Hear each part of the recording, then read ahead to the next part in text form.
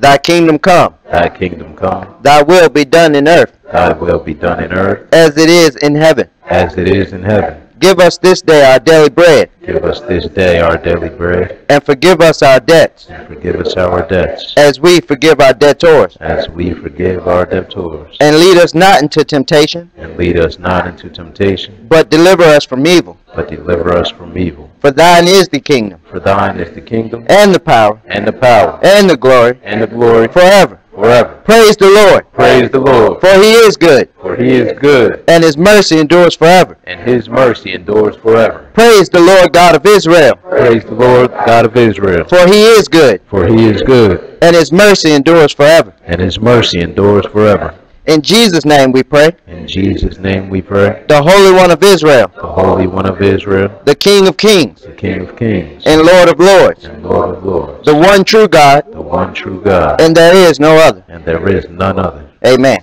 Amen. The Lord reigneth. Let the earth rejoice. Let the multitude isles be glad thereof. Clouds and darkness are round about him. Righteousness and judgments are the habitation of his throne. A fire goeth before him, and burneth up his enemies round about. His lightnings enlighten the world. The earth saw and trembled. The hills melted like wax at the presence of the Lord. At the presence of the Lord of the whole earth. The heavens declare his righteousness, and all the people see his glory. Confounded be all they that serve graven images, that boast themselves of idols. Worship him, all ye gods. Zion heard and was glad, and the daughters of Judah rejoiced because of thy judgments, O Lord. For thou, Lord, art high above all the earth.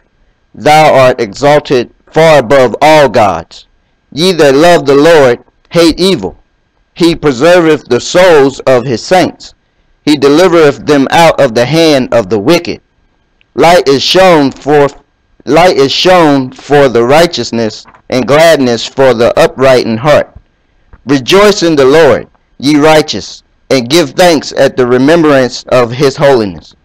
I just read Psalms 98 in its entirety. May the Lord bless the reading, hearing, and doing of his word. In Jesus' name we pray. Amen. Amen. All right. So today we talking about the Great Tribulation, and I actually was putting together another lesson all the way up until last night, and this is a lesson that I taught last year. But I remember when I was kind of new in the word, even though a lot of people might consider lessons dealing with prophecy as like meat, hopefully, anything can be made simple enough for just about anybody to understand. And I knew I had been caught up in a lot of deception before, getting some understanding of the Bible's prophecies and how things that were written in the Bible you could prove, through history all over the world, history of other nations, even modern, and current events. You could see things happening just how the Bible called them, and that's what let me know that this is the book that was authored by the God of the creation that created everything. So the Lord kind of moved my heart to deal with some prophecy with y'all. So we're going to start this off in Matthew chapter 24, which y'all know pretty much is about the end of the world.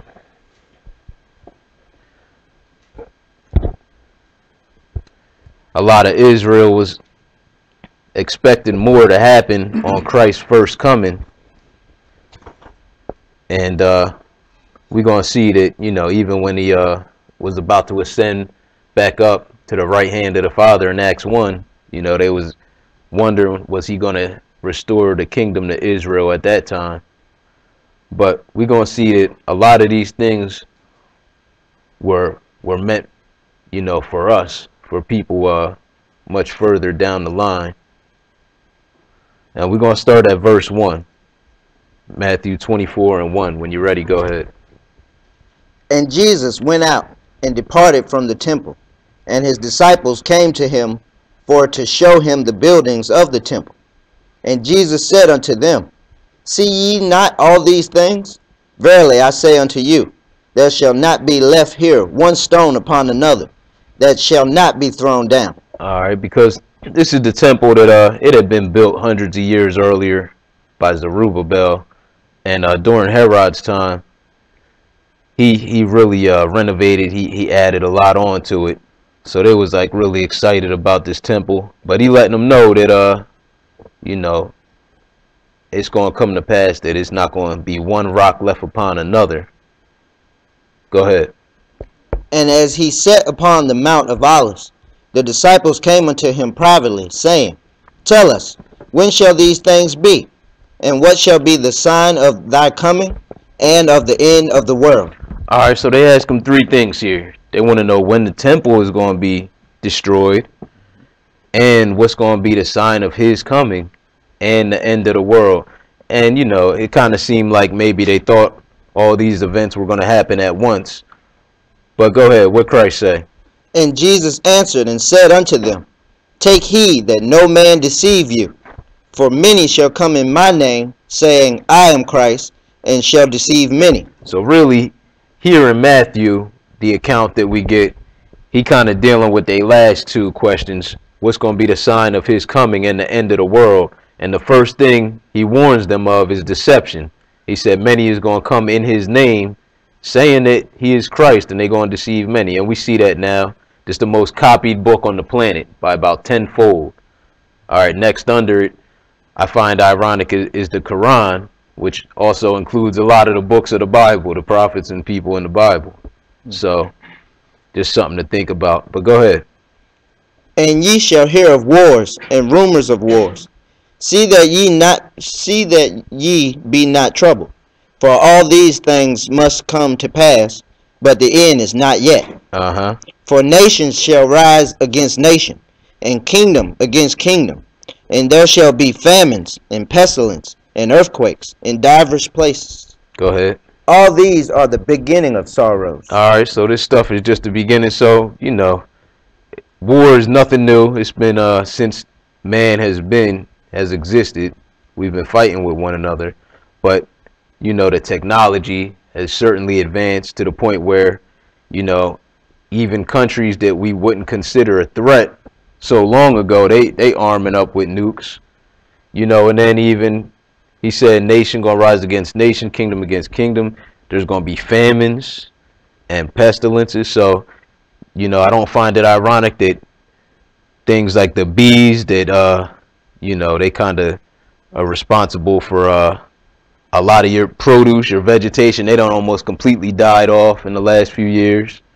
You know, man is making, you know, GMOs that, you know, they produce one cycle of harvest, and then, you know, you don't get no seeds out of them. You got to buy more. So you can see these things coming down the pipeline.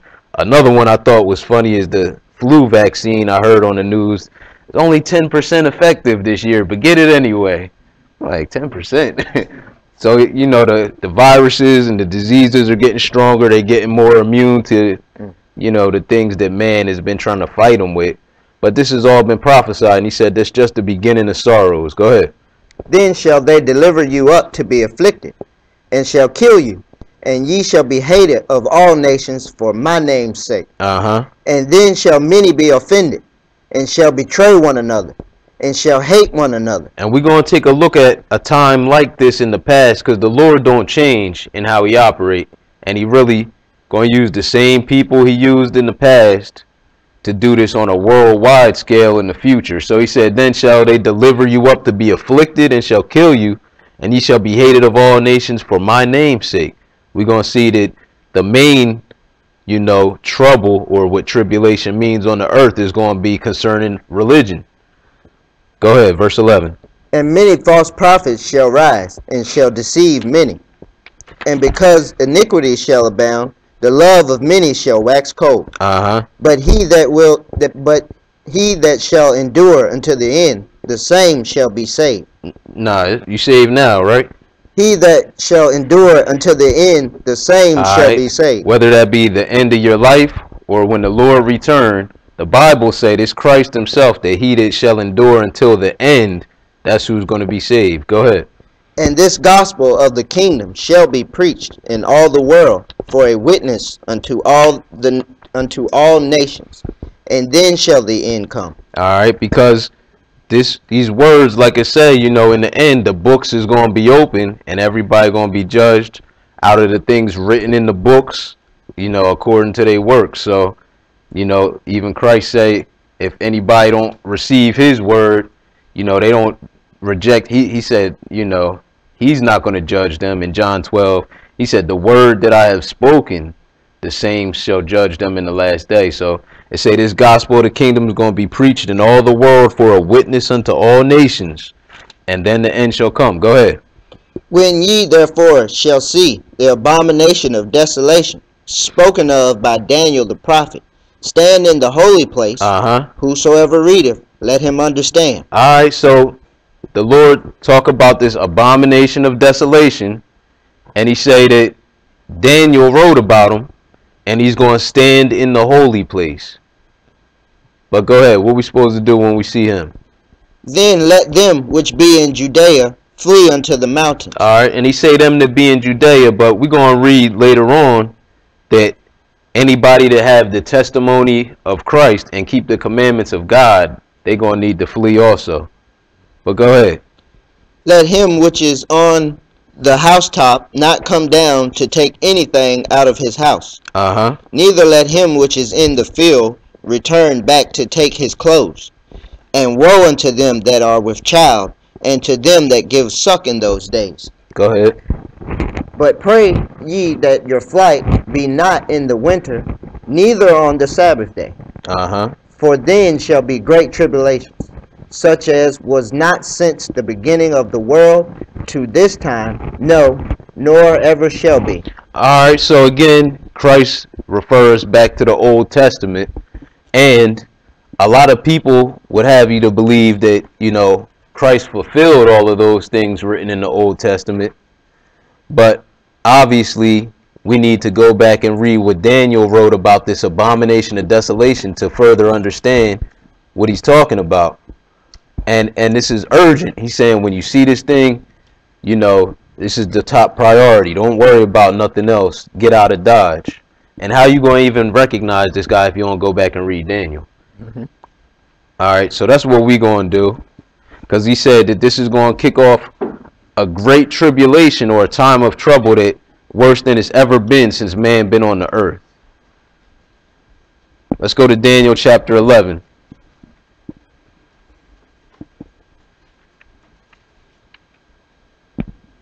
We're going to see that, you know, even in one of these encyclopedias, you know, Britannica, they get it wrong too. Because, again, the Lord, he dealt with Israel. And, you know, a lot of time because they don't understand prophecy, how accurate it is in the Bible, they try to, you know, attribute it to some past event. So we're going to take a look at that and see that, you know, they even got it wrong in the encyclopedia, because they're going to think that Daniel was talking about something that happened in BC times, but we see Christ say it hadn't happened yet when he was here on the earth. All right, but Daniel 11, and pick it up at 31. And arms shall stand on his part, and they shall pollute the sanctuary of strength. All right, so this arms is just short for like armies, in other words, and they going to be backing this guy. And notice what he say, they going to pollute the sanctuary of strength. This is like the temple, in other words, and this is what Christ was referring to as the holy place he going to stand in. But go ahead. And shall take away the daily sacrifice, and they shall place the abomination that maketh desolate. All right, so this is the guy that Christ was just warning us about. We see another thing he's going to do when he gets over there and stand in the holy place. He's going to take away what they call the daily sacrifice. All right, this is what they were doing back in the times of Moses when he received the animal sacrifice law, and they were killing animals, you know, on a daily basis, on a yearly basis. You know, there were certain criteria to how they had to kill these animals.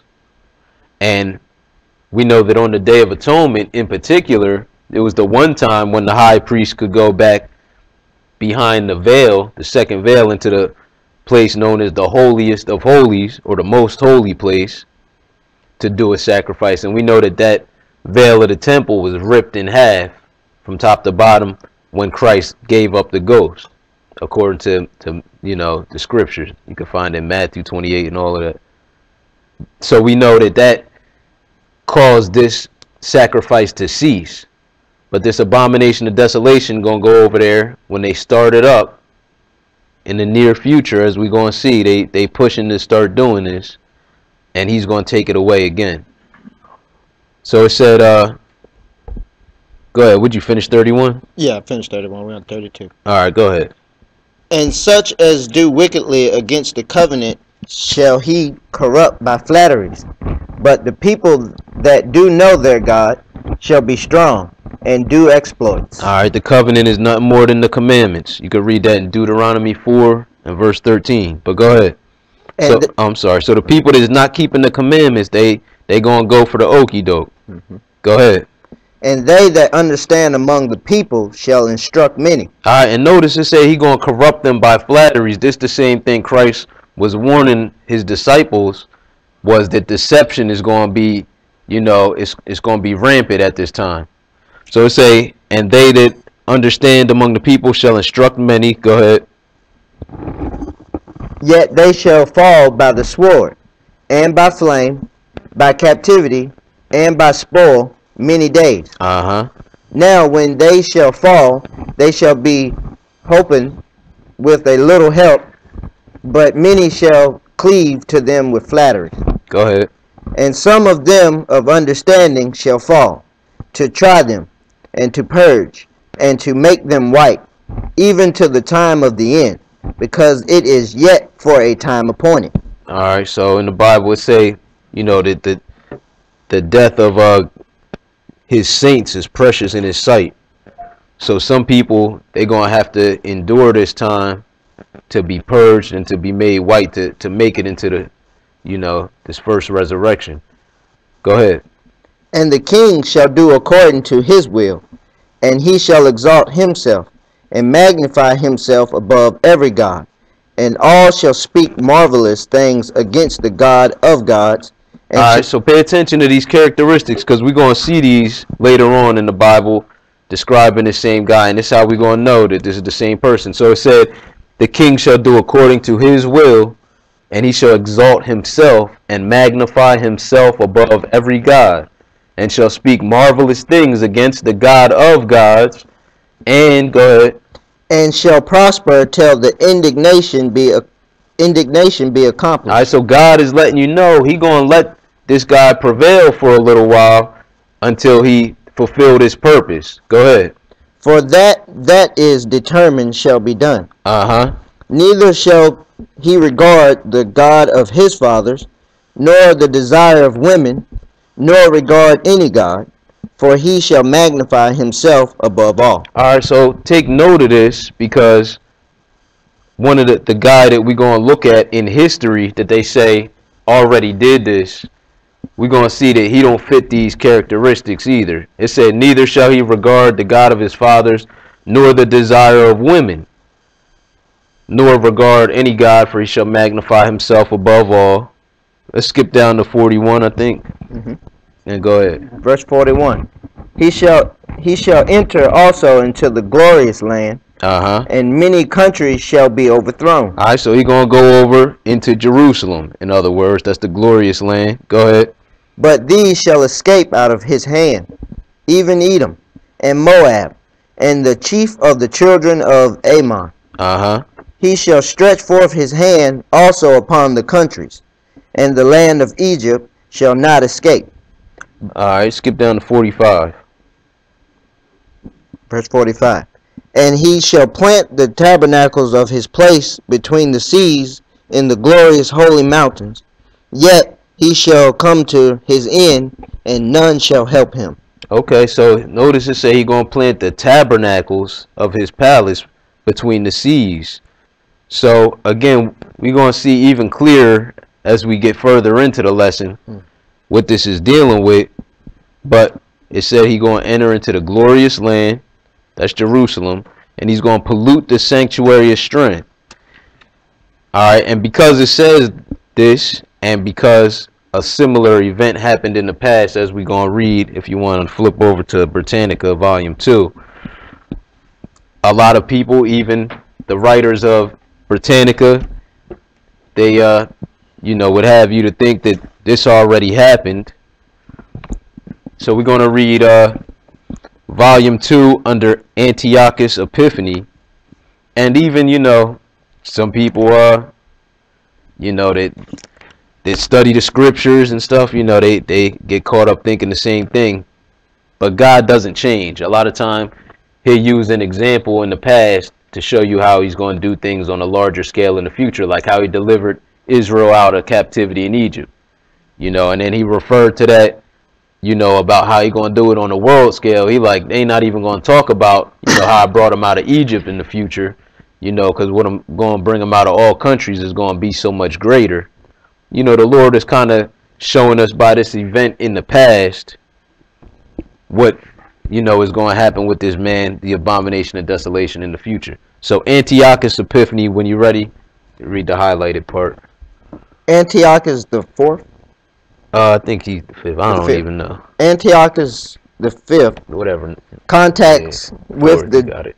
Oh, fourth, fine. Contacts with the Jews is known chiefly from Jewish writers hostile to him, and the documents that they cite are perhaps not authentic. Okay, so a lot of what they, have written about Antiochus, they can't validate if it's true or not, because these people, they already didn't like him. But what do they know for sure? Go ahead. In particular, a supposed letter of his to the Jews. It seems certain, however, that he placed a permanent garrison in Jerusalem in 167 and set up the worship of Olympian Zeus in the temple.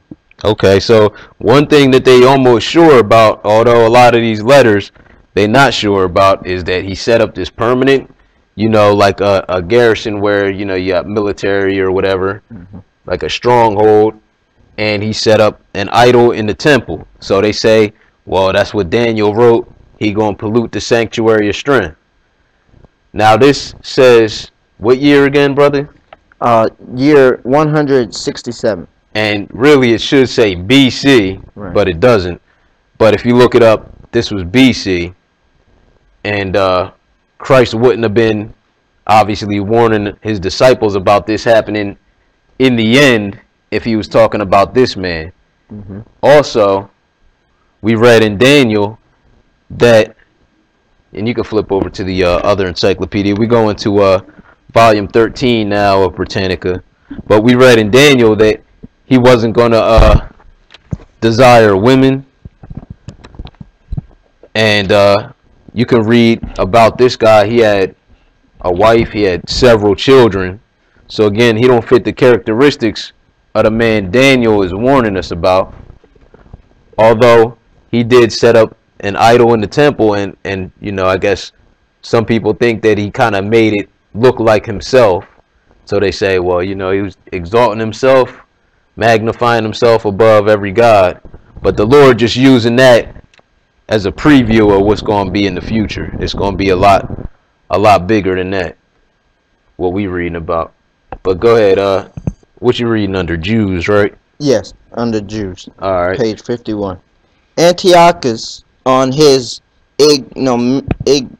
ignominious retreat from Egypt after the Roman intervention, decided to apply a drastic solution to the problem.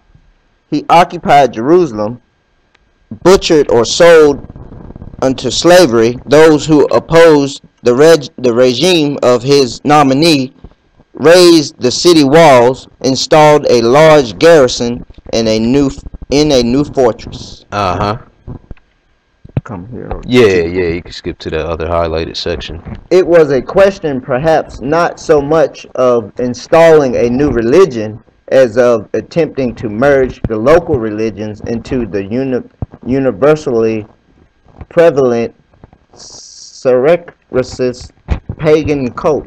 Okay, so he I guess figured it was easier than to try to get rid of what the Jews believed, that just kind of mix in his own, beliefs with theirs, which we know also happened a little later in history.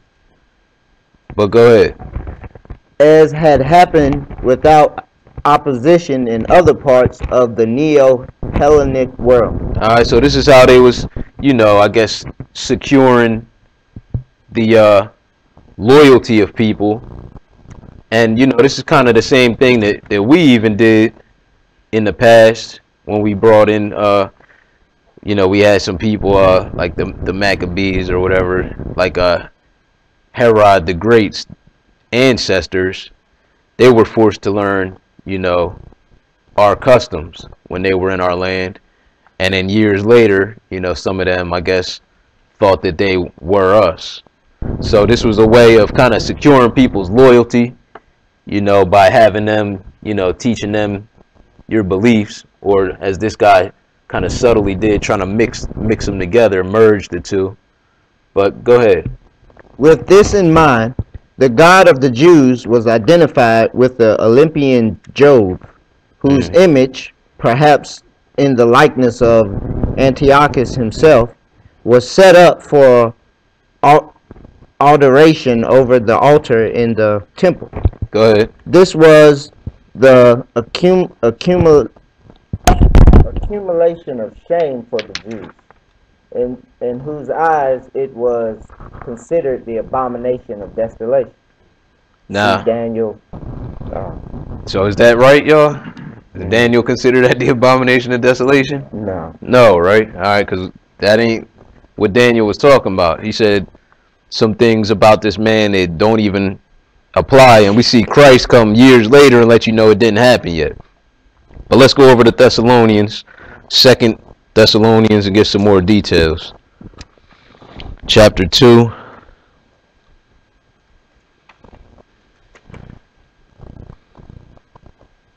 See, and that's another way that I've heard people try to take away the credibility of the prophecy in the Bible. They say, well, either Daniel was written later, after, this happened, or he was talking about some event that happened in his time, but they don't understand that the Bible calls it all over. Like, it ain't just, you got one right here. It's an accurate timeline where you can see exactly where you're at on it.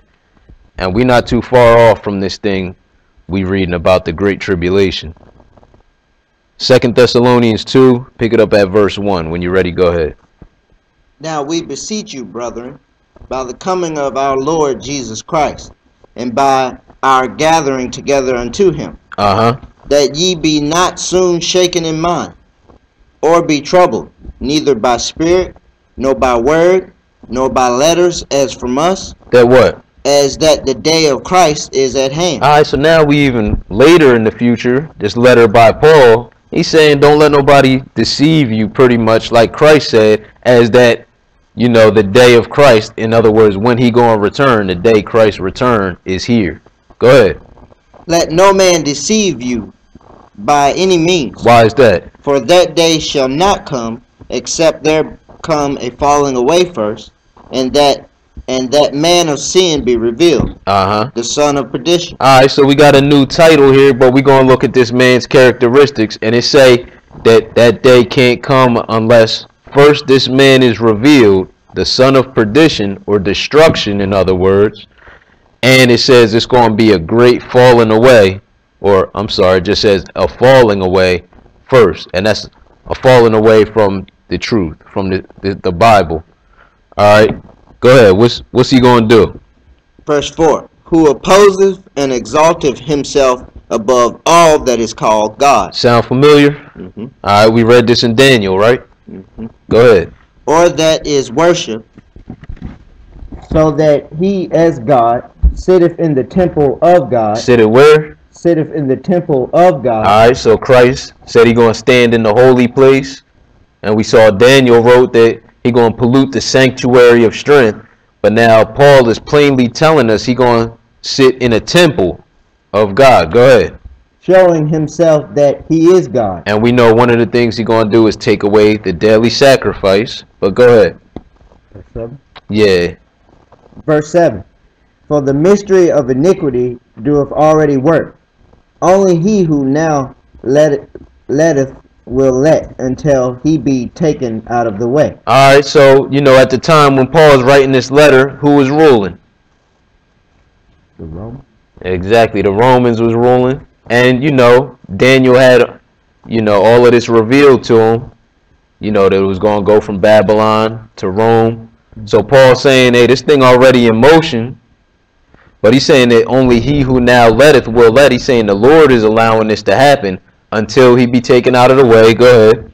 And then shall that wicked be revealed, whom the Lord shall consume with the spirit of his mouth, and shall destroy with the brightness of his coming. All right, because people going to be deceived. Remember, we read that those that do wickedly against the covenant shall he corrupt by flattery. So they ain't going to recognize this wicked. It's going to have to be revealed to them. Go ahead.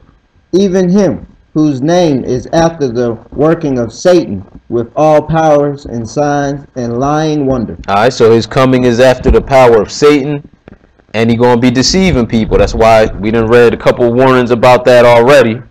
And he ain't going to be the only one, but he going to be, you know, the main one, the biggest one doing it on the planet. Go ahead.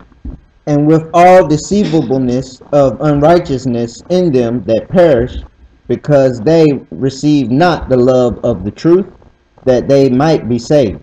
All right, so remember those that was doing wickedly against the covenant, you know, it said they're going to be corrupted, and the covenant is the commandments, because that's the foundation, right? That's what Christ say you got to do to get everlasting life. That's how it say that you know him, right? It say he that say they know God and keep not his commandments is a liar, right? Yeah. So these people, again, you know, it even said in Daniel, he said, but they that do know their God shall be strong and do exploits. So you even know he's talking about the commandments.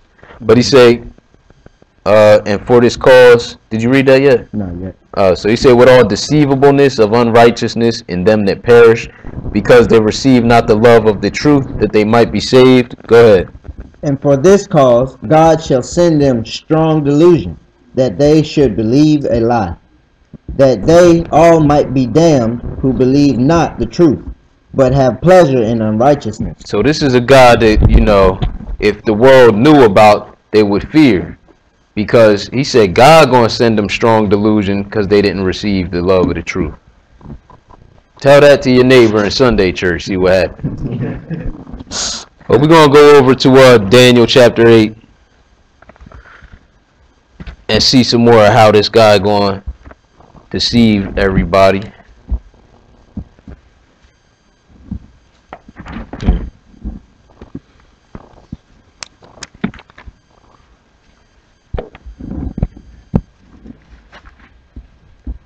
Daniel 8, we're going to pick it up at verse 11.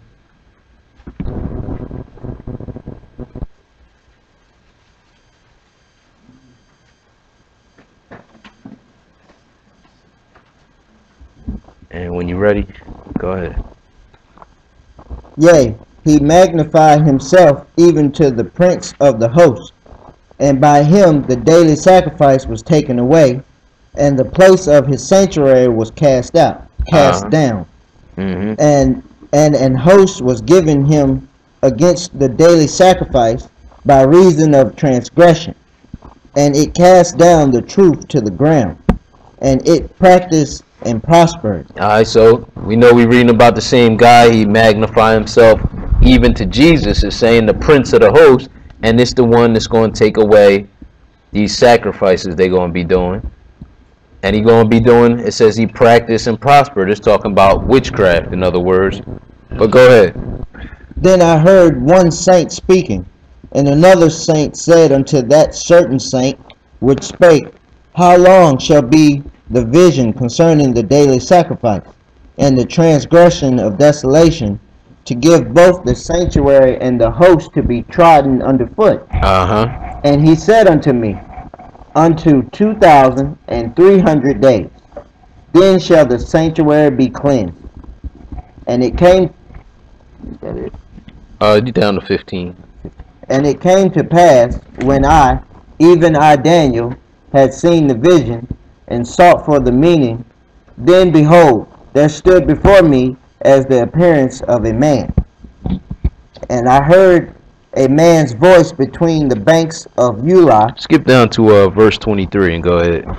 Verse 23. So we get a timeline on this thing. They say that, he said, then I heard one saint speaking, and another saint said unto that certain saint which spake, how long shall be the vision concerning the daily sacrifice, and the transgression of desolation, he calls it here, to give both the sanctuary and the host to be trodden underfoot. So he gave them a timeline starting with the daily sacrifice, and he's saying how long until the sanctuary is going to be cleansed. Basically, it's going to be 2,300 days, 2,300 days. That's a little more than 6 years. It's like 6.3 years. So, and the Bible is accurate. He's giving us exact times. So from the time when they start sacrificing, you're going to be able to pretty much count it down, this 2,300 days, until this man is taken out by the Lord. But go ahead, verse 23. And in the latter time of their kingdom, when the transgressors are come to the full, a king of fierce countenance and understanding dark sentences shall stand up, and his power shall be mighty, but not by his own power, and he shall destroy wonderfully, and shall prosper, and practice, and shall destroy the mighty and the holy people.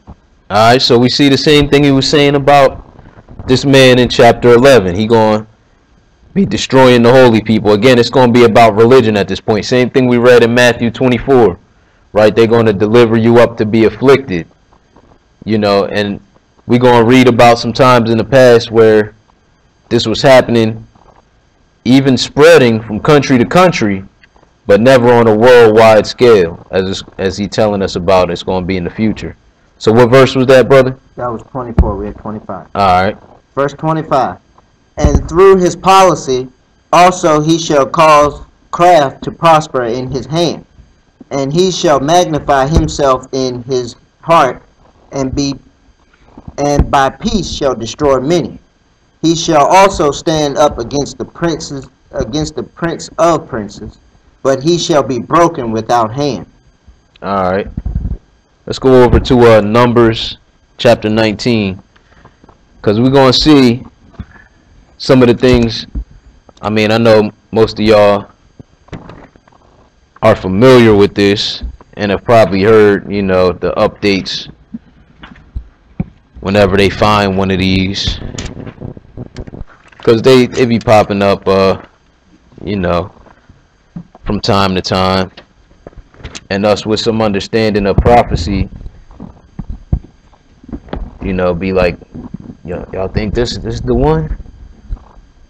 But Numbers 19, we're going to pick it up at verse 1. And when you're ready, go ahead. And the Lord spake unto Moses and unto Aaron, saying, This is the ordinance of the law which the Lord hath commanded, saying, Speak unto the children of Israel, that they bring thee a red heifer without spot. Alright, so a heifer is just a female cow, and it got to be all red, without any type of spots or blemishes. Go ahead. Wherein is no blemish, and upon which never came yoke. So they couldn't have never used it for labor, like to pull a plow, like they used to do back in these times. Go ahead. And ye shall give her unto Eleazar the priest, that he may bring her forth without the camp. And one shall slay her before his face. What they gonna kill this red cow for? Go ahead. And Eleazar the priest shall take of her blood with his finger, and sprinkle of her blood directly before the tabernacle of the congregation 7 times. Then what? And one shall burn the heifer in his sight, her skin and her flesh, and her blood, with her dung, shall be burnt. And the priest shall take cedar wood and hyssop and scarlet, and cast it into the midst of the burning of the heifer. Alright, so they had to burn this cow without blemish, without spot, and take the ashes, mix some herbs up in there, and then go ahead and skip down to verse 9. And a man that is clean shall gather up the ashes of the heifer, and lay them up without the camp in a clean place.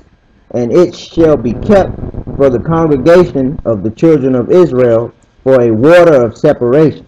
It is a purification for sin. Alright, so this is the ritual, if you will, that the Lord has set up for the Levites to make this water to purify them for sin. And they pretty much always had this water around back during these times. So, as we'll find out, I'm not sure if it's in one of the articles we're going to read today, but they ain't been able to find a red heifer, and they've been trying to make them, you know, all type of ways, fly them over from other countries. They haven't been able to find one that's been suitable ever since 70 AD, when the temple was destroyed, because the Lord is kind of, you know, using their need for this red heifer, their lack thereof, to, you know, make this thing happen at a certain time. Go ahead. Verse 11. 10, I think, unless you read it already. Verse 10. And he that gathered the ashes of the heifer shall wash his clothes. Oh, I'm sorry, it was 11. My fault. Yeah, either one, you can skip to 11. Alright, verse 11. He that toucheth the dead body of any man shall be unclean 7 days. He shall purify himself with it on the 3rd day, and on the 7th day he shall be clean. But if he purify not himself the 3rd day, then the 7th day he shall not be clean. Go ahead. Whosoever touches the dead body of any man that is dead, and purify not himself, defileth the tabernacle of the Lord, and that soul shall be cut off from Israel, because the water of separation was not sprinkled upon him. He shall be unclean. His uncleanness is yet upon him. Alright, so, you know, this sounds like something that, you know, you would never imagine would be taking place in, you know, 2019.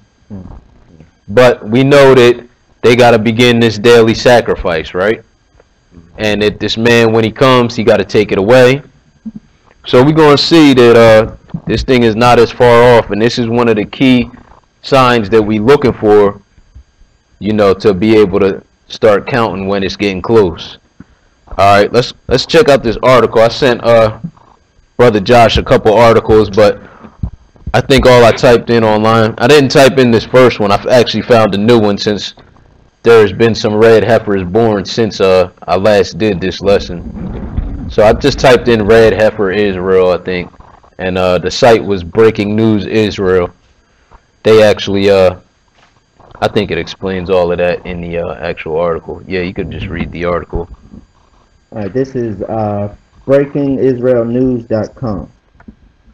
Last Tuesday, the Temple Institute's Red Heifer program was blessed with results. I'm sorry, do we have a date on this too? I think it's September this year. September. Oh, last year. September 5th, 2018. All right, so about 6 months ago. But go ahead. Last Tuesday, the Temple Institute's Red Heifer program was blessed with results. An entire red female calf was born, paving the way for reestablishing the temple service and marking the final stage of redemption. So pay attention. They said that they got a program, you know, to get these red heifers born, and they're gonna explain what they mean. But they've been making some serious effort to get these red heifers over the last, you know, however many years, couple decades. Go ahead. Almost 3 years ago, the Temple Institute inaugurated its Raise a Red Heifer in Israel program. Due to laws restricting the importation of live cattle into Israel, the Temple Institute imported frozen embryos of red Angus. All right, so you know what I mean. They by any means necessary, they trying to make this thing happen. And again, we wouldn't really hear about this over here if it wasn't for the Bible telling us what to look for and the internet to be able to just look it up. You know, who would ever be typing up red heifer? So, and these things, you know, they not played on our regular news channels. But go ahead. So, this the type of stuff we gotta keep our eyes on Jerusalem. But go ahead. The Temple Institute imported frozen embryos of red Angus, implanting them in Israeli domestic cows. I wouldn't want that job. But go ahead. The pregnant cows were raised on cattle ranches in different locations throughout the country. The cows are giving birth this summer, with several calves already having been born. 1 week after its birth, the newborn red heifer was certified by a board of rabbis as fulfilling all the biblical requirements. All right, and this ain't the first one. They've had, you know, several of them. They, you know, been again making an effort to get one that they can use. So I think they're gonna go through some of the qualifications. But you know, this is their new way of doing it within the last 3 years, is by importing these frozen embryos from other red ones and implanting them in to the cows so they can try to get a red one. But go ahead. There will be the rabbis emphasize that the heifer could at any time acquire a blemish, rendering it unsuitable. They will be inspecting the calf periodically to verify its condition. The red heifer was the main component in the biblically mandated process of ritual purification for impurity that results from proximity or contact with a dead body. Because the elements needed for this ceremony have been lacking since the destruction of the Second Temple, all Jews today are considered ritually impure, thereby preventing the return of the temple service.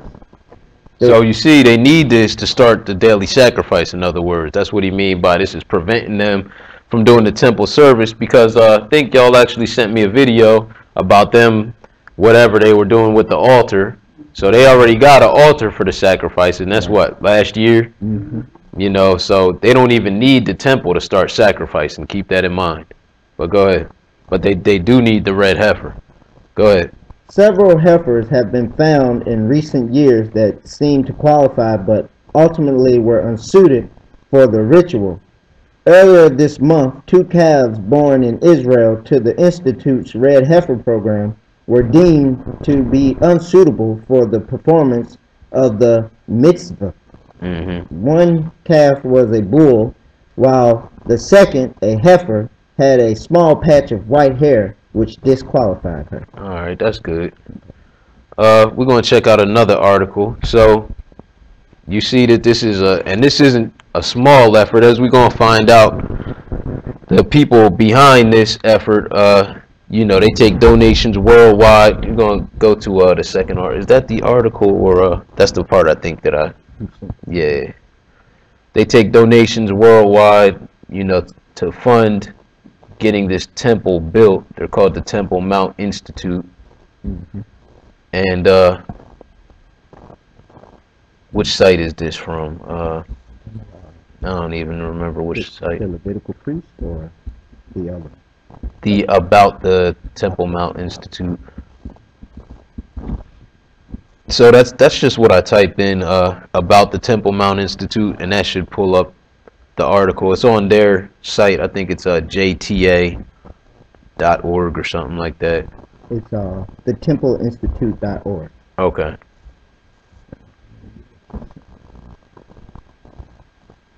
Go ahead. Yes, sir. The Temple Institute in Hebrew. You can skip that. Okay, Hebrew. thank you. Yeah. Founded in 1987, is a non-profit educational and religious organization located in the Jewish quarter of Jerusalem's Old City. So remember, it said this guy, the abomination of desolation, he gonna go over and set up shop in the what did it say, the glorious land. So this is where he's going to be going, over in Jerusalem. But go ahead. And this is where they located, the Jewish quarter of Jerusalem's old city. Go ahead.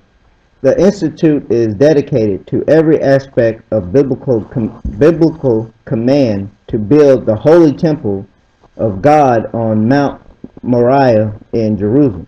And again, they saying that this is a biblical commandment, but we see what the Bible is saying is going to happen, when this temple go up, because the temple, the future temple that the Lord is going to have built, he going to have people build it, that actually Zerubbabel is going to be one of the people that built it, and he actually is long dead and gone. So this is going to be at the time of the resurrection when the Lord built his temple. So maybe they reading that stuff and saying, well, he commanded us to build a temple. But we know that they're not the ones that were given this, and it's playing right into prophecy. Go ahead. The major focus of the Institute is its efforts towards the beginning of the actual rebuilding of the Holy Temple. Towards this end, the Institute has begun to restore and construct the severed vessels for the service of the Holy Temple. And I think I forgot the textual part. Oh, no, we read it. So it said that this organization was only just founded in 1987. All right, because I know a lot of time when you tell people like the end is near, you probably sound like a bunch of these false prophets that have been trying to call it for however many years, and they always wrong. So they have the boy that cried wolf effect, people like, yeah, whatever. But this organization was just founded in 87, and he said that the Institute has begun to restore and to construct the sacred vessels. Go ahead. I don't know where you were at. For the service of the Holy Temple. That's where I was. Okay. These vessels, which God commanded Israel to create, can be seen today at our exhibit in Jerusalem's Old City Jewish Quarter. So they got them all out on display, and to my knowledge, they actually have made all of them already that are, supposed to be used in the temple they're making. Go ahead. They are made according to the exact specifications of the Bible and have been constructed from the original source materials such as gold, copper, silver, and wood. These are authentic, accurate vessels, not merely replicas or models. Alright, so this stuff is pricey too. I think they got a, like a menorah or whatever over there that cost $1 million. So they've been taking donations from people all over the world to make this stuff, and they've made it within our lifetimes. Go ahead. Oh, so we're going to go to another article. Temple Institute announces school to train Levitical priests. Alright, you can read that part. Okay.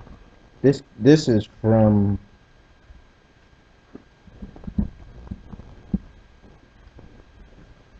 JTA.org, Jewish Telegraphic Agency.org,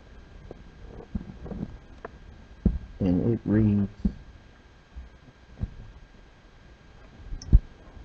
The Temple Institute, dedicated to reestablishing the Holy Temple in Jerusalem, announced it is opening a school for training Levitical priests for their eventual service in a new temple. Alright, so we see with the service, part of it was them dealing with this red heifer. We see, we know that they the ones that also going to have to do the daily sacrifice once they get this red heifer. So they've been training up priests for these sacrifices since there was little children. Go ahead.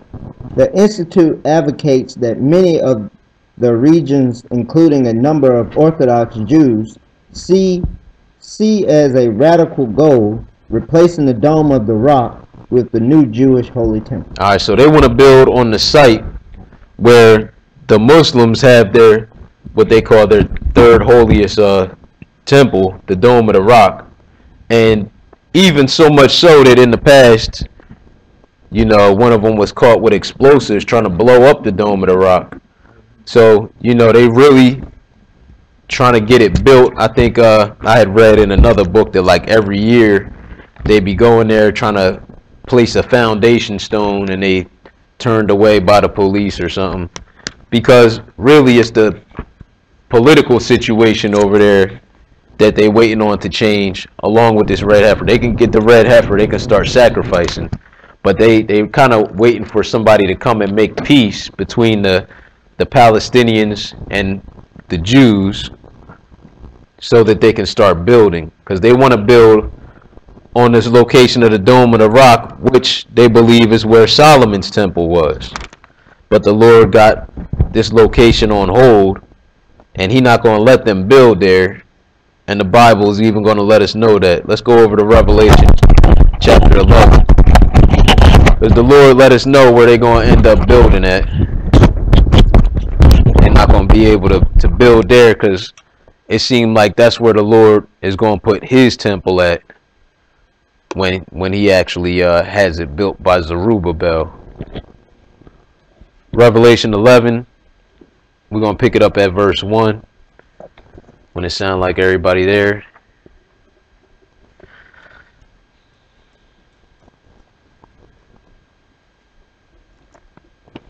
Verse 1. And there was given me a reed like unto a rod, and the angel stood, saying, Rise, and measure the temple of God, and the altar, and them that worship therein. Alright, so this temple that he got, John is having a vision of the angel measuring. This is the future temple that the Lord is going to have built after, after He take this man out of the way, this man of the son of perdition, or this man of sin.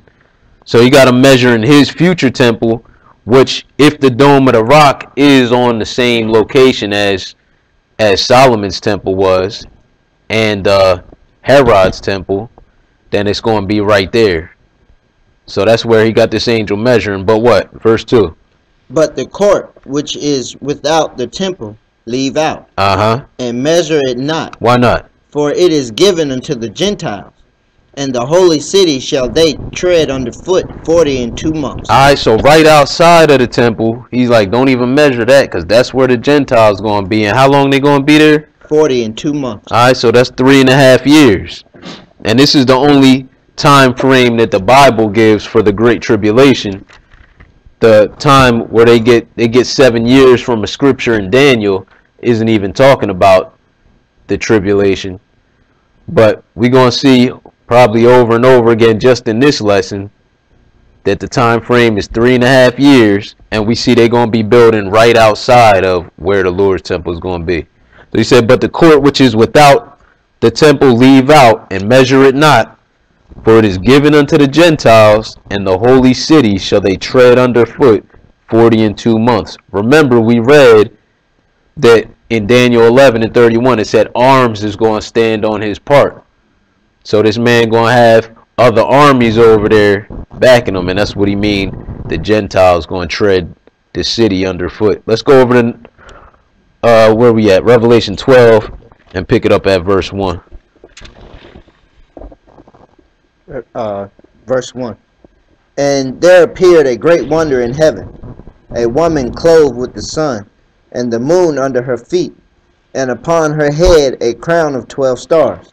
Alright, and y'all know, you can go over and read this in Genesis 37. The dream that Joseph has about his, the sun and the moon and the 11 stars made obeisance or bowed down to him, in other words. And you can see that his father, Jacob, whose name was later changed to Israel, said, shall I and your mother and your brethren indeed come to worship and bow down ourselves to the ground to you? So that's what was being represented, Israel and his wife and their children. It had 11 stars because Joseph was having this dream about his brothers, but he would have been the 12th star. And this is what John is talking about, their descendants. Go ahead. Verse 2. And she being with child cried, travailing in birth, in pain to be delivered. Alright, and this child is Jesus, and he came through this same lineage. He came through one of these children, the tribe of Judah. So go ahead. And there appeared another wonder in heaven, and behold, a great red dragon, having 7 heads and 10 horns, and 7 crowns upon his head. And his tail drew the third part of the stars of heaven, and did cast them to the earth. And the dragon stood before the woman, which was ready to be delivered, for to devour her child as soon as it was born. We're going to skip around a little. I know it say that there, but skip down to 9 real quick. Verse 9. And the great dragon was cast out, that old serpent, called the devil and Satan, which deceiveth the whole world. Alright, so we know the dragon, that old serpent is saying, because he the same one they was dealing with all the way back in Genesis, called the devil. That's who this dragon is that we reading about in verse 4, and Satan, and he deceived the whole world. That's why we were reading about this man of sin, you know, that it said he was going to be mighty, but not by his own power, and he was going to be operating with all deceivableness and lying wonders, because he coming after Satan, after the workings of Satan. But so we know, let's get back up to verse 4 and reread that. So we know who this dragon is at verse 4. Go ahead. Verse 4. And his tail drew the third part of the stars of heaven. Because y'all know, you know, some of the angels followed Satan, and it was also cast down to earth. Go ahead. And did cast them to the earth. And the dragon stood before the woman. So again, this woman, this is the church, you could call it, but really this is like the descendants of Israel. So Satan stood before the woman, which what? Which was ready to be delivered, for to devour her child as soon as it was born. And this is why Herod the Great, if you want to look up the Herod that was reigning during the time of Christ's birth, that's what he's known as, Herod the Great, because there are several Herods. But that's why he made the decree to kill all the infants from 2 years old and under, because Satan was behind this. Like it says, the dragon stood before the woman, which was ready to be delivered, for to devour her child as soon as it was born. So that's why they were killing all the infants. But go ahead. And she brought forth a man-child, who was to rule all nations with a rod of iron, and her child was caught up unto God and to his throne. So this chapter is kind of all over the place, because, you know, we see it dealing with Satan being cast down to earth, which happened, you know, that old serpent we read, he was in the garden, you know, back when Adam and Eve was there. He was already there deceiving. So he must have already been cast down at that point. But then we move forward to the birth of Jesus, and now let's see where we about to go. Go ahead, verse 6. And the woman fled into the wilderness, where she have a place prepared of God. So remember what Christ said, that when ye see the abomination of desolation spoken of by Daniel the prophet, whoso readeth, let him understand, to those that be in Judea to flee into the mountains. And notice that this is what this woman is doing. She's fleeing into the wilderness, where she has a place prepared of God, that what? That they should feed her there 1,260 days. Alright, and that also is 3.5 years. That's the same time frame we read that the court, which is outside of the temple, you know, was going to be tread underfoot by the Gentiles. So the same 3.5 year period, we see this woman fleeing to the wilderness. Skip down, we already read 9, so you can pick it up at, yeah, whatever the next verse is, 13. Verse 13. And when the dragon saw that he was cast unto the earth, he persecuted the woman which brought forth the man-child. And to the woman were given 2 wings of a great eagle, that she might fly into the wilderness. And it's the same way the Lord likened his deliverance of Israel out of Egypt. He said that he bare them on eagle's wings. So he's going to help the woman get to the wilderness, as we also going to see. Go ahead. That she might fly into the wilderness, into her place, where she is nourished for a time, and times, and half a time, from the face of the serpent. Alright, so we already got the timeline twice. We got 42 months. We got 1,203 score days. Now we see it as a time, which is a year, times, which is 2 years, and half a time, which is a half a year. Again, 3.5 years. she gonna be in the wilderness during this time of tribulation. Go ahead. And the serpent cast out of his mouth waters as a flood after the woman, that he might cause her to be carried away of the flood. Alright, so the same way, you know, Egypt had armies chasing after Israel, you know, Satan gonna have some people, you know, trying to stop the woman from getting to this place of safety. But go ahead, what's gonna happen? And the earth helped the woman, and the earth opened her mouth, and swallowed up the flood which the dragon cast out of his mouth. And the dragon was wroth with the woman, and went to make war with the remnant of her seed, Which do what? which keep the commandments of God, and have the testimony of Jesus Christ. So again, you know, anybody that is keeping the commandments of God and has the testimony of Jesus Christ needs to flee also at this time. Alright, let's go over to Isaiah chapter 35.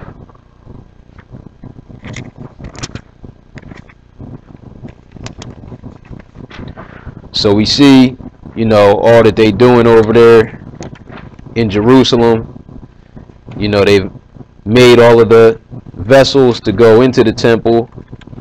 Just during my lifetime, they only founded this organization in 1987. They had started a program 3 years ago. I mean, prior to that, I think they were flying them in, but I guess they got in trouble with the laws. That's why they had to mention that in the article, that it's illegal for them to import cattle. Because before they were 35, Isaiah 35 and 1. Before that, I know they were finding them in other places. So I guess they was trying to fly them over there to get inspected, because I know they had found one in like Arkansas some years ago and in other places. But we see now they just importing frozen embryos and trying to make them that way. And they recently I don't know what you want to call it, what they did to the altar they made for the sacrifices. They had some you know, some ritual over there for the altar. And you know, they really pushing to get this temple built. You know, they've even started doing some sacrifices. From what I had read on the Passover the last couple years, I think in 2016 might have been the first time they sacrificed a lamb inside the walls of Jerusalem in like over 2,000 years on the Passover. So again, this thing is winding up. So we gotta keep our eyes over there on Jerusalem. But Isaiah 35 verse 1, when you're ready, go ahead. The wilderness and the solitary place shall be glad for them, and the desert shall rejoice and blossom as the rose. It shall blossom abundantly and rejoice even with joy and singing. Alright, so notice we talking about the wilderness, right, where it said the woman was going to flee, where she had a place prepared of God. But it said that this is a desert is going to be rejoicing and blossoming as a rose. Go ahead. The glory of Lebanon shall be given unto it, the excellency of Carmel and Sharon. They shall see the glory of the Lord and the excellency of our God. Strengthen ye the weak hands, and confirm the feeble knees. Say to them that are of a fearful heart, be strong, fear not. Behold, your God will come with vengeance, even God with a recompense. He will come and save you. Then the eyes of the blind shall be opened, and the ears of the deaf shall be unstopped. Alright, and the Lord is going to be coming shortly after this time, as we could and may even read later on in the lesson. Jesus say, immediately after the tribulation of those days, they're going to see him coming, you know, with the clouds, with power and great glory. So he said, you know, to exhort, to encourage one another, because your God is coming with vengeance. And he said it looked like it's even going to be some healing taking place if you get over there. The eyes of the blind shall be opened, the ears of the deaf shall be unstopped. Go ahead. Then shall the lame man leap as an hart. I need to get over there because y'all know I got a little limp, right? You know what I'm saying? I want to leap like a hart too, you know what I'm saying? Go ahead. And the tongue of the dumb sing. For In the wilderness shall waters break out, and streams in the desert. And the parched ground shall become a pool, and the thirsty land springs of water. In the habitation of dragons, where each lay, shall be grass with reeds and rushes. And an highway shall be there, and a way, and it shall be called the way of holiness. The unclean shall not pass over it, but it shall be for those, the wayfaring men, though fools shall not err therein. Alright, so not anybody is going to be able to make it over here to the wilderness at this time, because the Lord, you know, he got a hand in this. It's not just by chance because you found out about it, you know, you get over there. He knows his servants, and, you know, he got some certain people that this place is prepared for. As we read in Revelation, you know, the woman made it over there, and the dragon went after the remnant of her seed, which kept the commandments of God and the testimony of Jesus. So not anybody is going over there. The remnant of her seed doing the same thing she was doing, keeping the commandments and believing in Christ. But go ahead, where you at? Verse 9. No lion shall be there, nor any ravenous beast shall go up thereon. It shall not be found there, but the redeemed shall walk there, and the ransom of the Lord shall return. Alright, let's go over to Daniel. Yeah, go ahead, you can finish that. And the ransom of the Lord shall return, and come to Zion with songs and everlasting joy upon their heads. They shall obtain joy and gladness, and sorrow and sighing shall flee away. Alright, because after the Lord returned, you know, he's going to take some other people over to the wilderness, and then after he purge out the rebels, they're going to Jerusalem. They're going back to Zion. Alright, Daniel 7. And I'm going to try not to talk so much, because I know we just getting halfway through. Y'all yawning and stretching. You know what I'm saying? Bear with me. Daniel 7 and verse 1. When you ready, go ahead. Alright, cool. In the first year of Belteshazzar, king of Babylon, Daniel had a dream and visions of his head upon his bed. When he wrote the dream, then he wrote the dream and told the sum of the matters. Daniel spake and said, I saw in my vision by night, and behold, the four winds of the heaven strove upon the great sea. Four great beasts came up from the sea, diverse one from another. The first was like a lion, and had eagle's wings.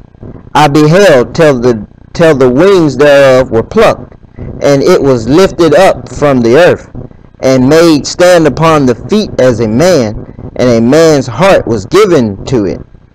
And behold, another beast, a second, like to a bear, and it raised up itself on one side, and it had 3 ribs in the mouth of it, between the teeth of it. And they said thus unto it, Arise, devour much flesh. Alright, and it'd be nice if I had like brought a board or something, but I guess y'all have seen this drawn out in a chart form before. Anybody that hasn't? Alright, so yeah, I'll draw it out while or during the lesson, because really it goes with chapter 8, and I didn't include all of the scriptures in here to show exactly, you know, what this is talking about. But I'll definitely let you see it before I leave. If not, remind me during the break. But we got these 4 beasts. They say the first was a lion, right? With a man's heart was given to it. Right. It made it stand upon the feet. Right. As a man, we're gonna see these. This representing kingdoms. The second, we got a bear. Anybody got a pen? I could borrow. Thank you, sir. Okay. So we're gonna see these as representing kingdoms, and really these go. You know, the 8th chapter explains the nations, names them by name, what nations this is talking about. But go ahead, what verse you at, bro? Verse 6. After this I beheld, and lo, another, like a leopard, which had upon the back of it 4 wings of a fowl. The beast had also 4 heads, and dominion was given to it. After this I saw in the night visions, and behold, a 4th beast, dreadful and terrible, and strong exceedingly, and it had great iron teeth. It devoured and brake in pieces, and stamped the residue with the feet of it. And it was diverse from all the beasts that were before it, and it had 10 horns. Alright, so a lot of times in the Bible, horns represent kings, as well we should see in the future scripture. So we see that we got 4 beasts here. We got the lion, the bear, the leopard, and the 4th beast he just calls dreadful and terrible, which we see its features was Iron teeth. okay, iron teeth, and it was different than all the beasts that were before it, and he had 10 horns. Alright, go ahead. Verse 8. I considered the horns, and behold, there came up among them another little horn, before whom there were 3 of the first horns plucked up by the roots. Alright. And behold, in this horn were eyes like the eyes of man, and a mouth speaking great things. Alright, so we see that this figure, who it calls the little horn, he's also a horn. And as we're going to see, these are kingdoms. It's going to explain all that. But this one, it says he had a mouth speaking great things. Keep that in mind, because what we've been reading so far about the abomination of desolation is that he's going to magnify himself against, you know, all that is called God, and he's going to magnify himself even to the prince of the host, talking about Jesus. He's going to speak great things against the God of God. So we're dealing with somebody that's talking and, you know, corrupting people by flatteries. These are all different terms we read, and that's going to all fit into, you know, what it's telling us about this little horn. But go ahead and skip down to verse 19 and go ahead.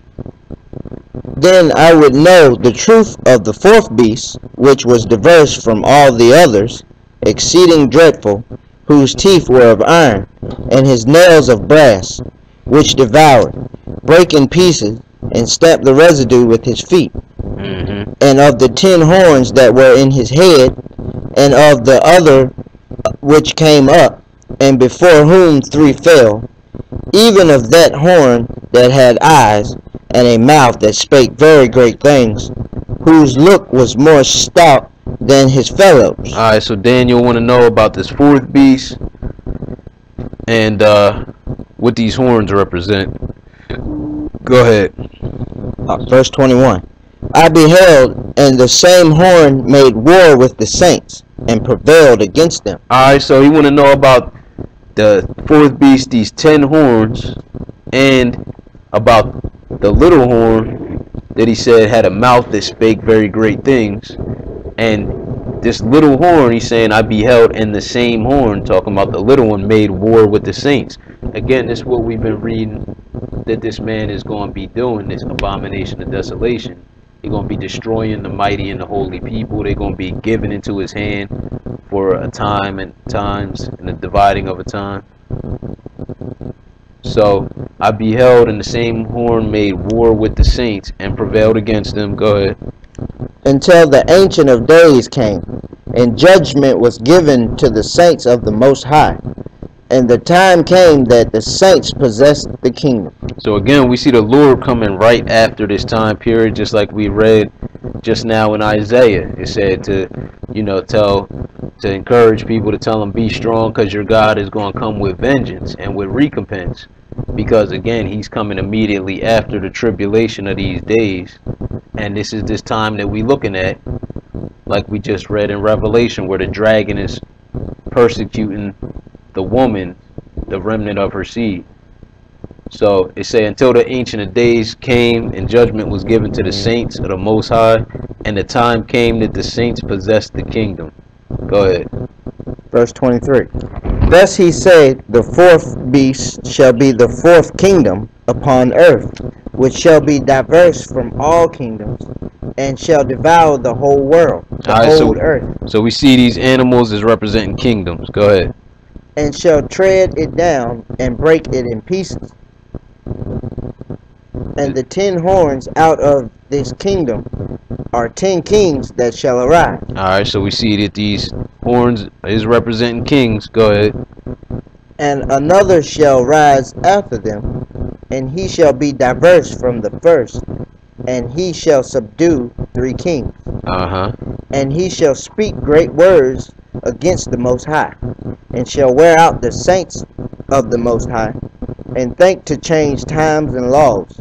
And they shall be given unto his hand until a time and times, and the dividing of time. Alright, so same time frame we read about in Revelation, and we already saw there that it said 42 months in one chapter, chapter 11, and then it said 1,260 days. So that's the same time times and half the time. We know that's 3.5 years, and we know we talking about the same event. And just to confirm that, because that was in Revelation, let's flip over there. We're gonna go to chapter 13, because it said that this man, he gonna speak great words against the Most High. So now we seeing with this horn that had eyes like a man and a mouth speaking great things, what type of things he's speaking is against God. He's blaspheming, because again, he's going to magnify himself above all that's called God and sit in the temple of God, showing himself that he is God. That's what we read in Thessalonians.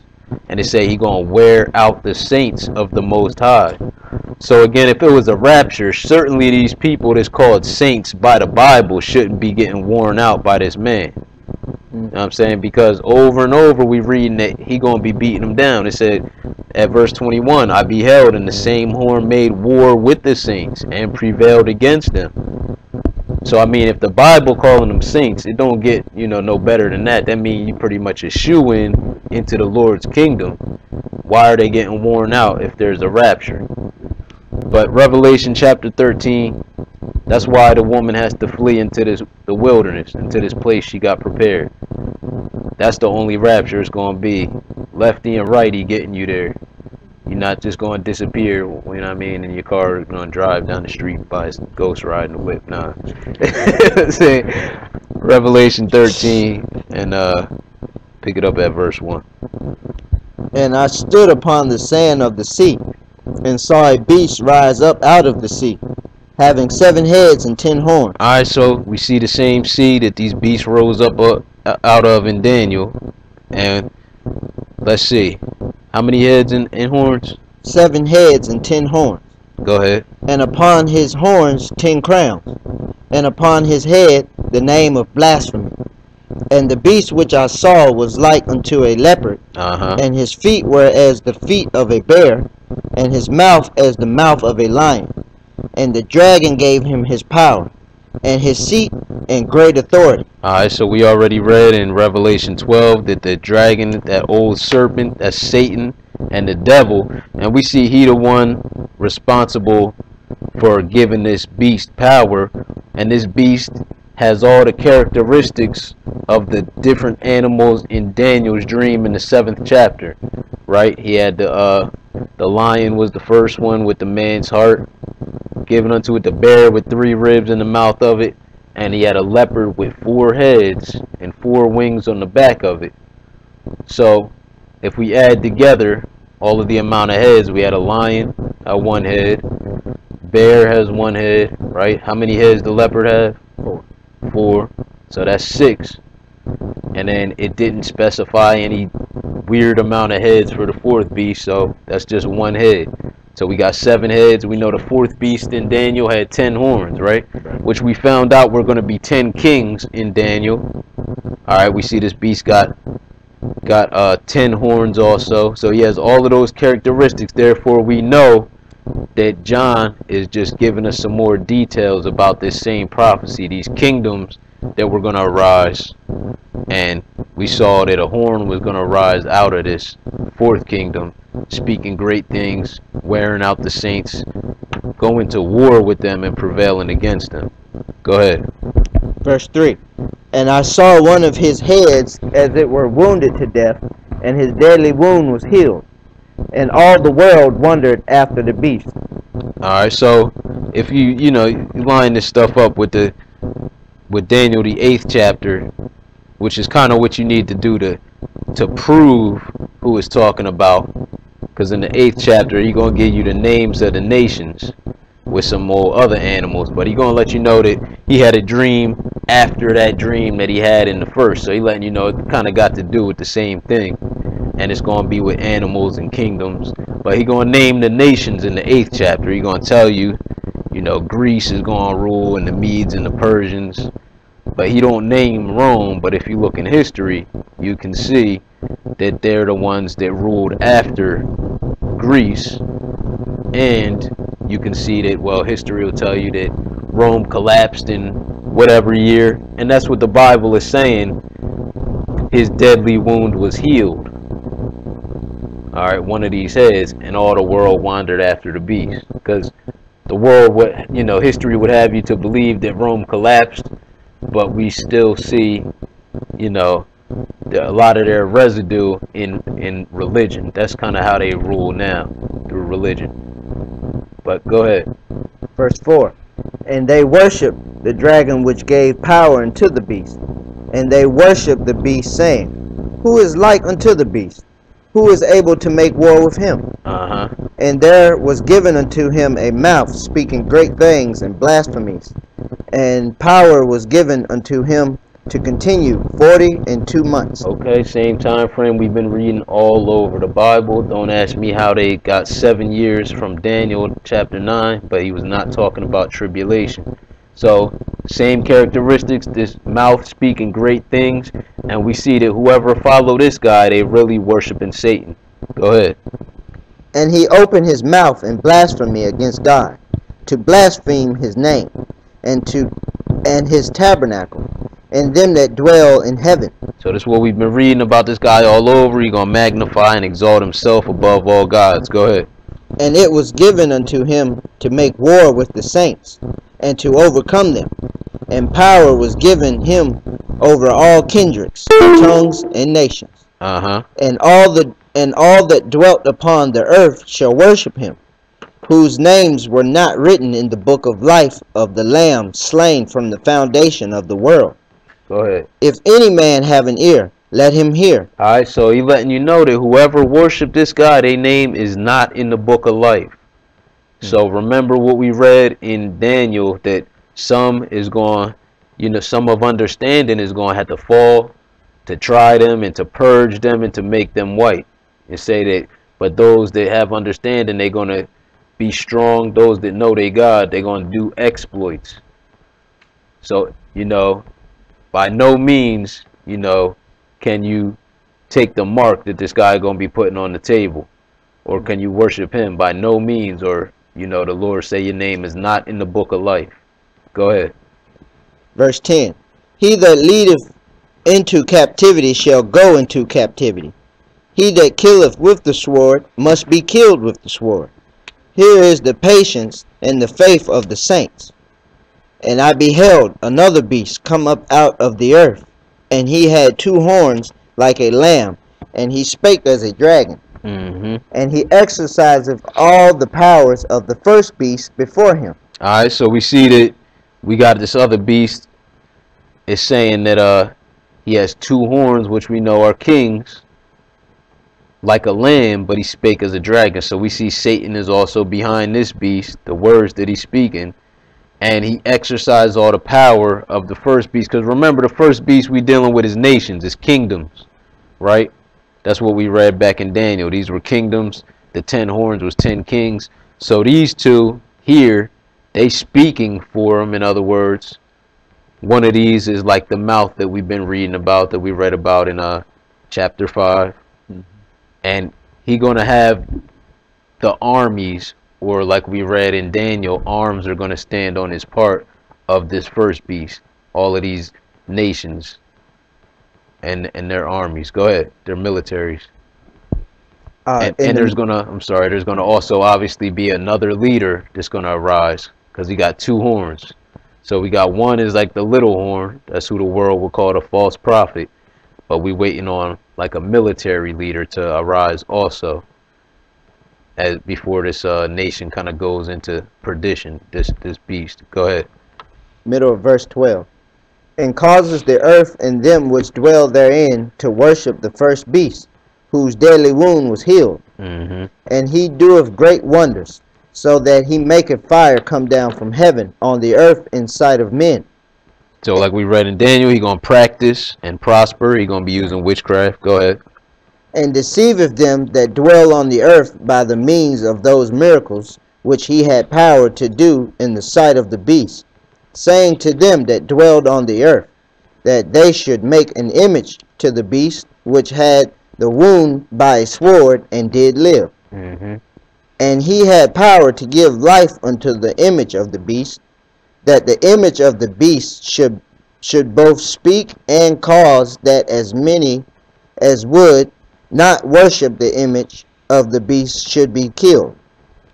And he causeth all, both small and great, rich and poor, free and bond, to receive a mark in their right hand or in their foreheads, and that no man might buy or sell save he that had the mark, or the name of the beast, or the number of his name.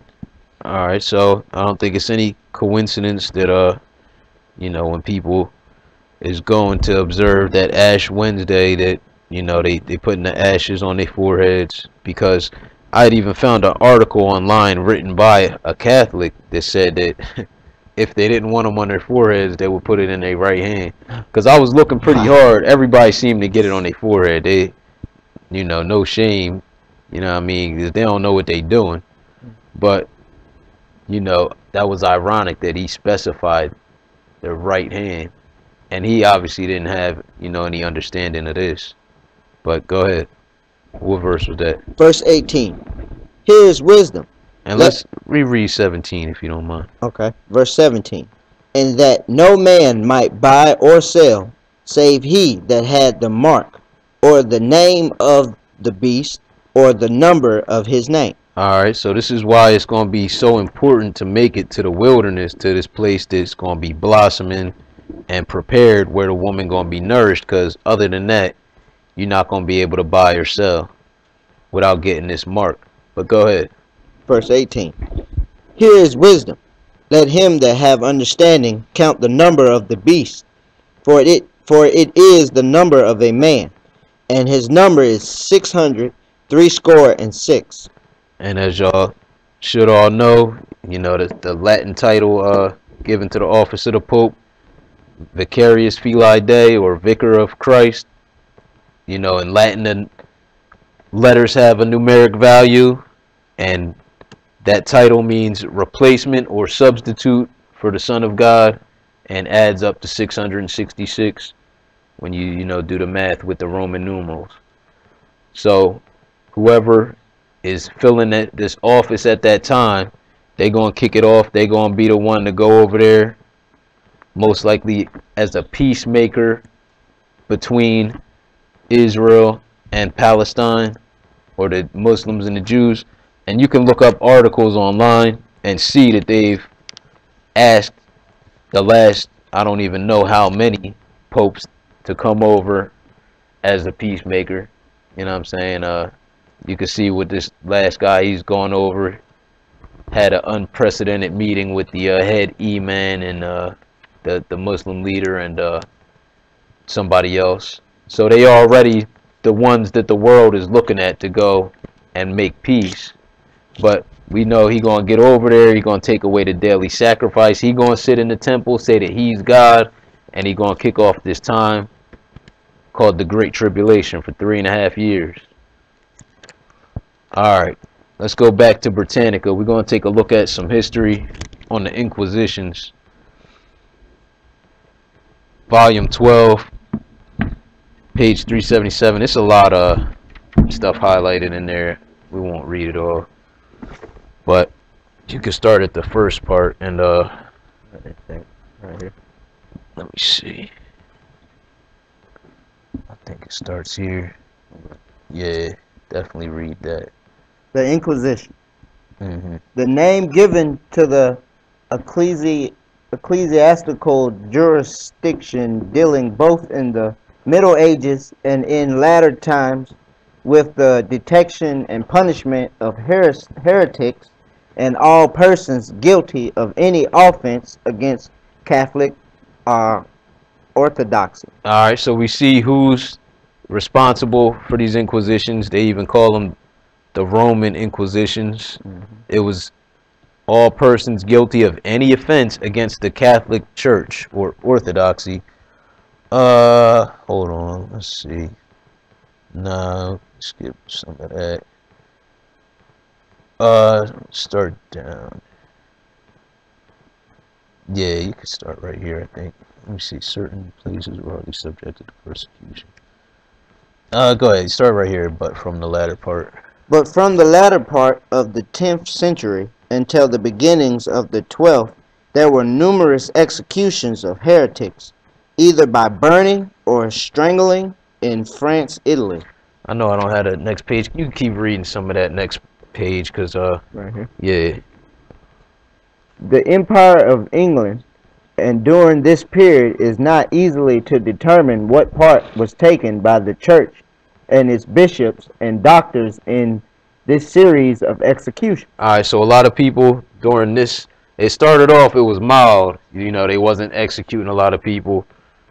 The punishments was light, but as this thing spread, the punishments got worse and worse.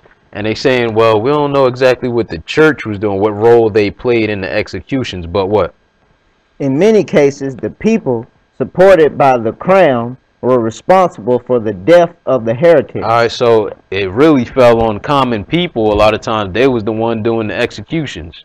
And this is kind of like what we was reading. Christ was warning us that, you know, in the end, they shall deliver you up to be afflicted. You know, we could read in another place that whoever kill you, they going to think they doing God's service. So it's going to be very similar. But you skip down to the next highlighted part. But it was Innocent III who gave the most powerful impetus to the anti-heretical movement in the secular world by his frequent exhortations. So this guy was speaking publicly, you know, and kind of really, you know, supporting this movement in his speeches. With a name like Innocent, I don't know, you know what I'm saying? He must have chose that name himself.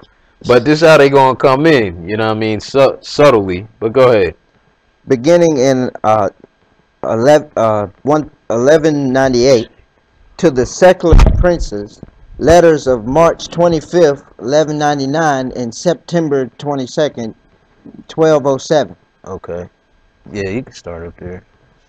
The Pope's commissioners in the matter of heresy at first travailed from place to place. So this is how they did it. So they would travel from one place to another in the beginning before it really got big. But go ahead.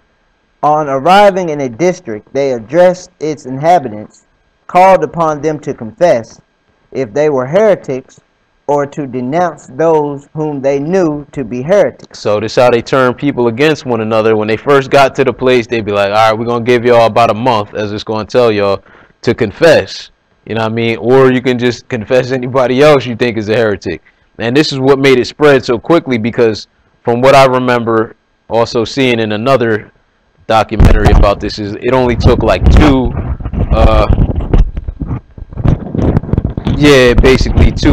you know, people to say that you were a heretic for a common person like me or you to have to, you know, go through this ordeal. But if you were like a bishop, or depending on your role in the church, it would take like 70 people or a lot more. So the common people was all just turning on one another. And if somebody already got an issue with you, you know what I'm saying? Oh, how many people don't have two enemies out there? You know what I'm saying? Right. So yeah, it spread like wildfire. But go ahead. So they would give them a period for everybody to come forth and get a lighter sentence. But then after that, go ahead. A time of grace was open, during which those who freely confessed were dispensed from all penalties or only given a light penance. Uh-huh. While those who heresy had been openly manifested were exempt from the penalties of death and perpetual imprisonment, but this time could not exceed 1 month. After that began the Inquisition. Okay, go ahead and read the next part too. Highlighted part. Moreover, the Inquisition was not bound by the ordinary rules of procedures in its inquiries. The accused was surprised by a sudden summons, and as a rule imprisoned on suspicion. Alright, so as soon as they accuse you, normally you get a summons in the mail or something like for like jury duty, it got a date on it, but nah, when they bring these summons, they just locking you up right away. And then what? All the accused were presumed to be guilty. Alright, so, I know they say innocent till proven guilty over here.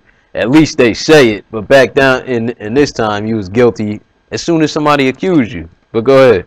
The judge being at the same time the accuser.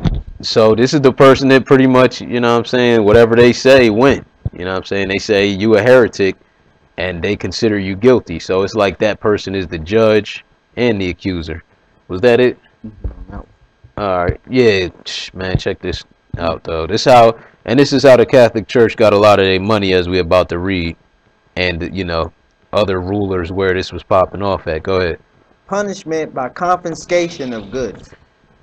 The practice originated in the Roman law, and all secular princes had already, in their own interest, recognized it as lawful.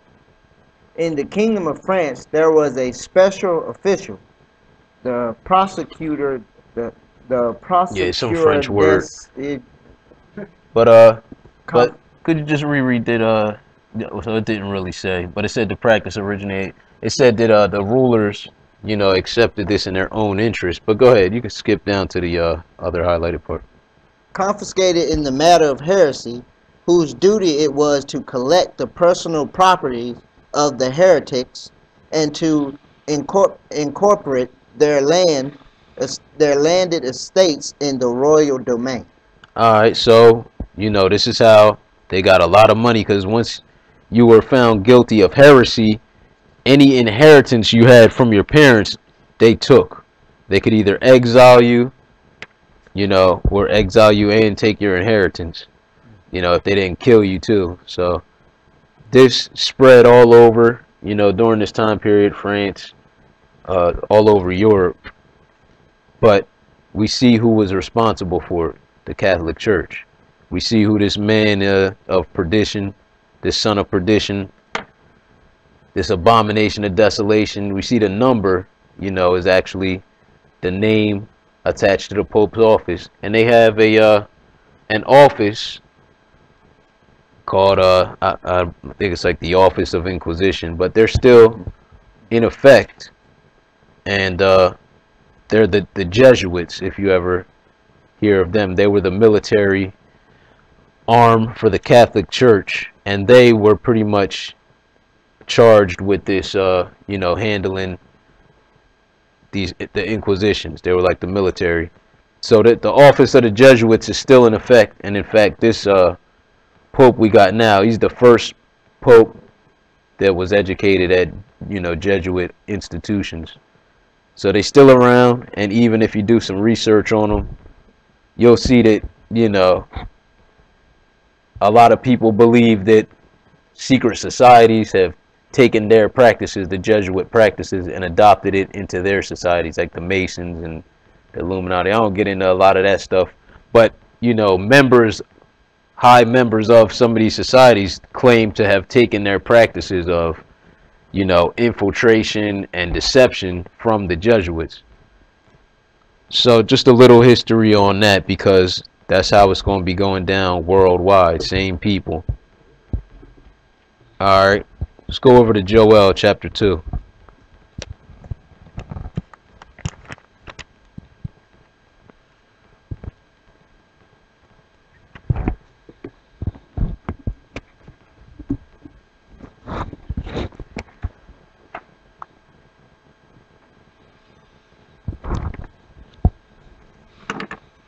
Joel 2.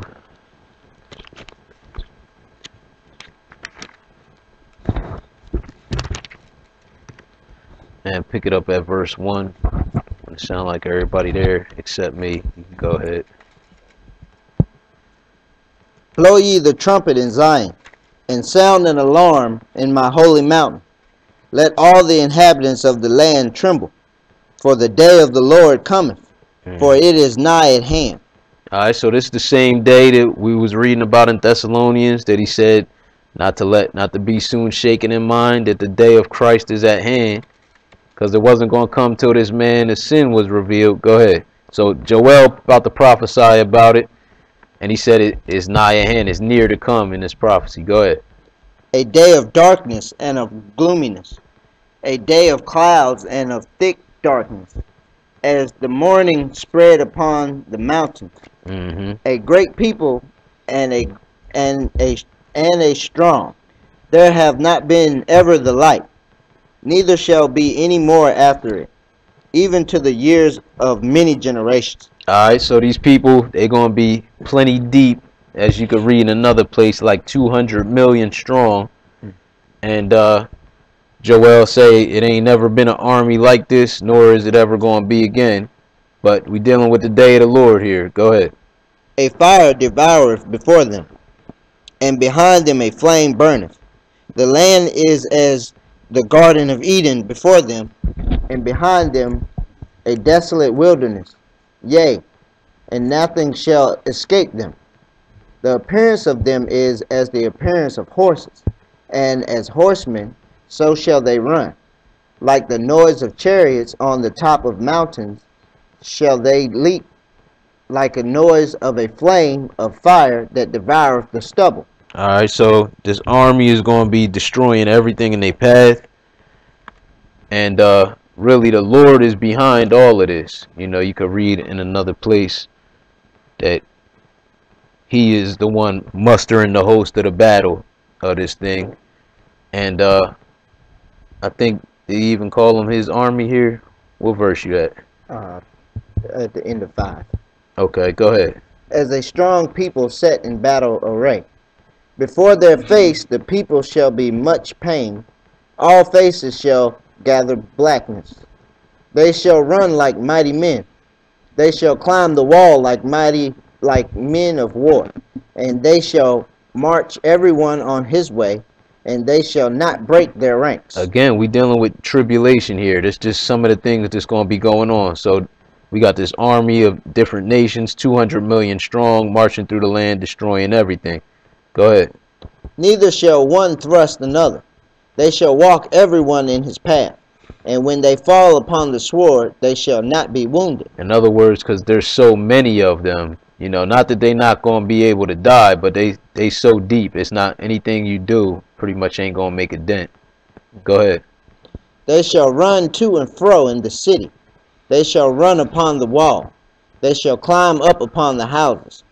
They shall enter in at the windows like a thief. All right, so this is why the Lord is telling his people to flee, you know, when they see this abomination of desolation stand in the holy place, because it's going to kick off all of this. Again, it's going to be the worst time that has ever happened since man has been on the earth. Go ahead. The earth shall quake before them. The heavens shall tremble. The sun and the moon shall be dark, and the stars shall withdraw their shining. And the Lord shall utter his voice before his army, for his camp is very great. For he is strong that executeth his word. For the day of the Lord is great, and very terrible, and who can abide it? All right, that's good. So we see the Lord even, it call him his camp is very great. But these people don't even really know about God. But, you know, that's the same way he used Nebuchadnezzar. You know, you could read in Jeremiah 25 where he called him his servant. But, you know, when Nebuchadnezzar took Israel captive, he was setting up big idols and stuff. He ain't know nothing about the God of Israel. So the Lord will use who he will. And at this time, he going to be using this army like there's never been before. Let's go over to Revelation chapter 9.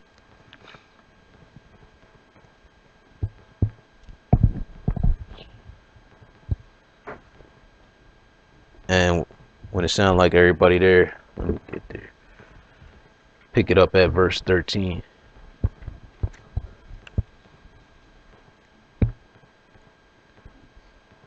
And the sixth angel sounded, and I heard a voice from the four horns of the golden altar which is before God, saying to the sixth angel which had the trumpet, Loose the four angels which are bound in the great river Euphrates.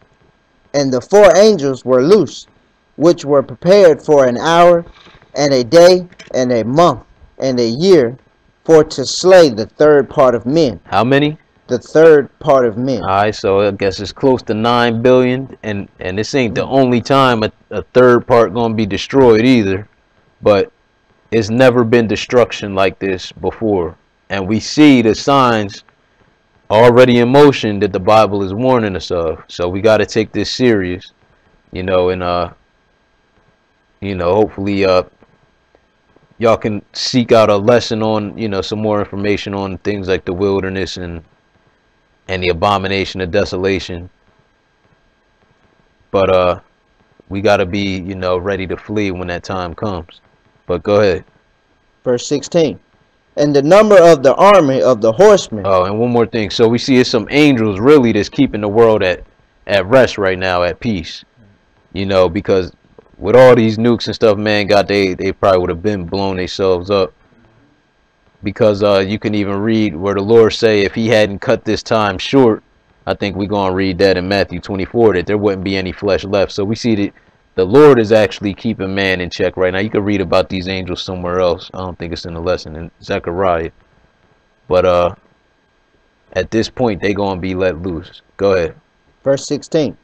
And the number of the army of the horsemen were 200,000. So 1,000 is a million. It's 200 million. It's the same army we was reading about in Joel. Go ahead. And I heard the number of them. And thus I saw the horses in the vision, and them that sat on them, having breastplates of fire, and of jacinth, and brimstone. And the heads of the horses were as the heads of lions, and out of their mouths issued fire and smoke and brimstone. So I guess John doing his best to describe, modern technology and war. But go ahead. By these three was the third part of men killed, by the fire, and by the smoke, and by the brimstone, which issued out of their mouths. Keep going. Was that it? Yeah, that was it. All right, let's go over to chapter 16.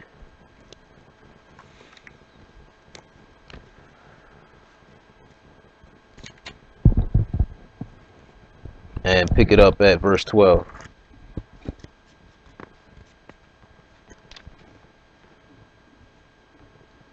And the sixth angel poured out his vial upon the great river Euphrates, and the water thereof was dried up, that the way of the kings of the east might be prepared. So any of y'all seen the Euphrates drying up lately? No.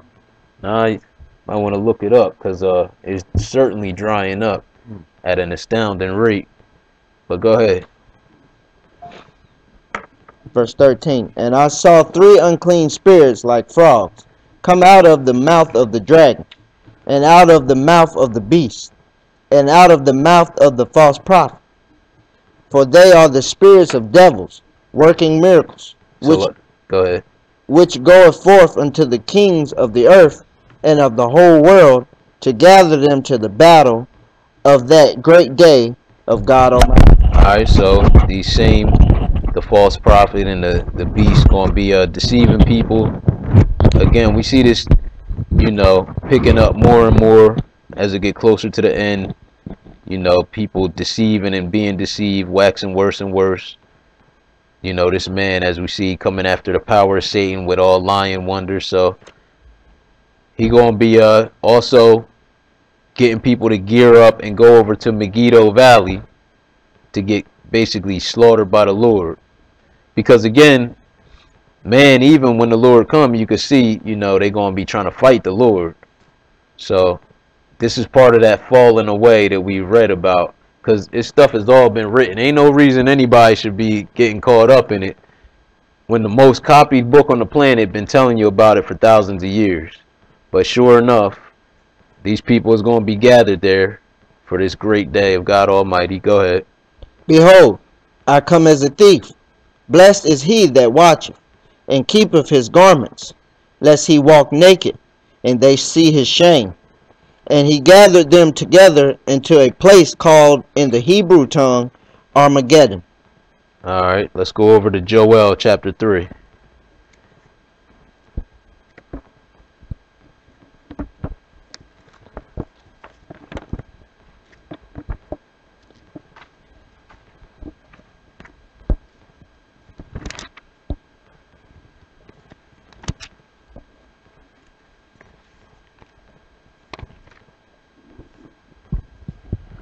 Joel 3, pick it up at verse 1. When you're ready, go ahead.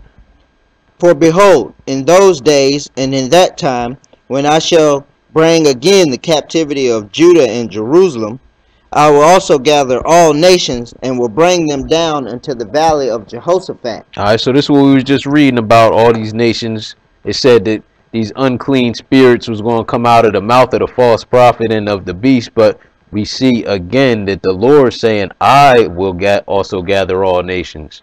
So again, it ain't like Satan just doing anything he want. All of this has been written. This is all part of the Lord's plan, like we read in Thessalonians. Only he that now letteth will let. So he said, I will also gather all nations and bring them down into the valley of Jehoshaphat. This just means valley of decisions. Go ahead. And will plead with them there for my people and for my heritage, Israel, whom they have scattered among the nations and parted my land. And they have cast lots for my people, and have given a boy for a harlot, and sold a girl for wine. All right, so the Lord going to be, he going to remember all the iniquity done toward his people, even though, this was part of the curses that he already had forewarned them about. He said he was a little displeased, but these nations helped forward the affliction. So he going to even recompense them for the evil that they've done towards his people at this point. Go ahead. Verse 3. And they have cast lots for my people, and have given a boy for a harlot, and a girl for wine, that they may drink. Yea, and what have ye to do with me, O Tyre and Zidon, and all the coasts of Palestine? Will ye render me a recompense? And if ye recompense me, swiftly and speedily will I return your recompense upon your own head. All right, so the Lord ain't taking no money, for the wrongs that these nations have done toward Israel. He like, y'all gonna have to pay for it, in the way I'm gonna give it to you. Go ahead. Because ye have taken my silver and my gold, and have carried into your temples my goodly pleasant things. The children also of Judah and the children of Jerusalem have ye sold unto the Grecians, that ye might remove them far from their border. All right, so some of our Hebrew brothers out there cussing at people on the corner need to, like the Bible say, give place to wrath, because the Lord gonna handle this. Ain't nothing they out there doing this changing anything. The Lord is gonna deal with the nations, like he told Job. If you able to look on the world and deal with everybody, then you could save yourself. But again, the Lord say vengeance is his, and this is the time when he gonna be taking it for his people.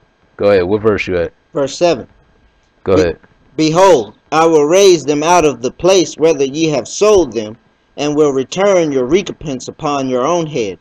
And I will sell your sons and your daughters into the hand of the children of Judah, and they shall sell them to the Sabaeans, to a people far off, for the Lord have spoken it. All right, so at this point, some of the people that was actually the captors, the owners, they gonna be the captives. They gonna be sold into slavery. The Lord going, because he said he loved justice and judgment.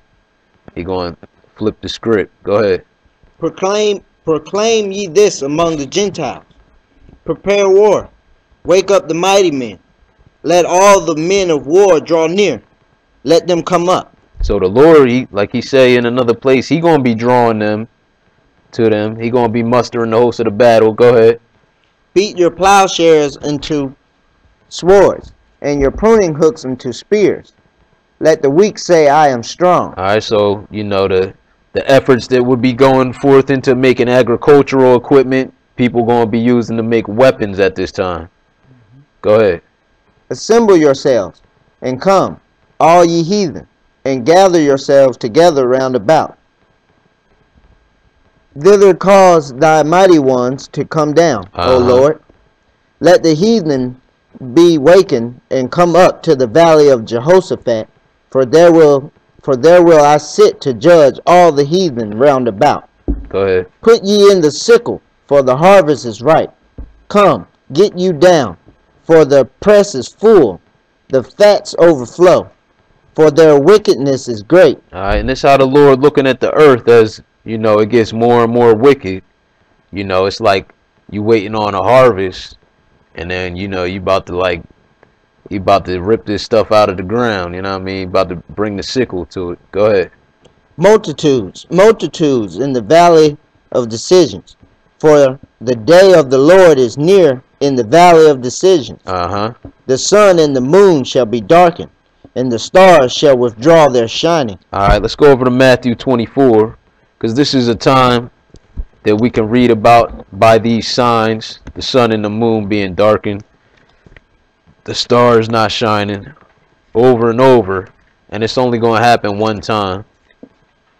And we see that this is pointing at the coming of the Lord.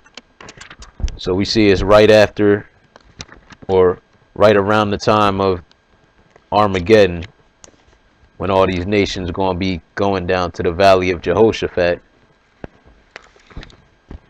Matthew 24, and pick it up at verse 9.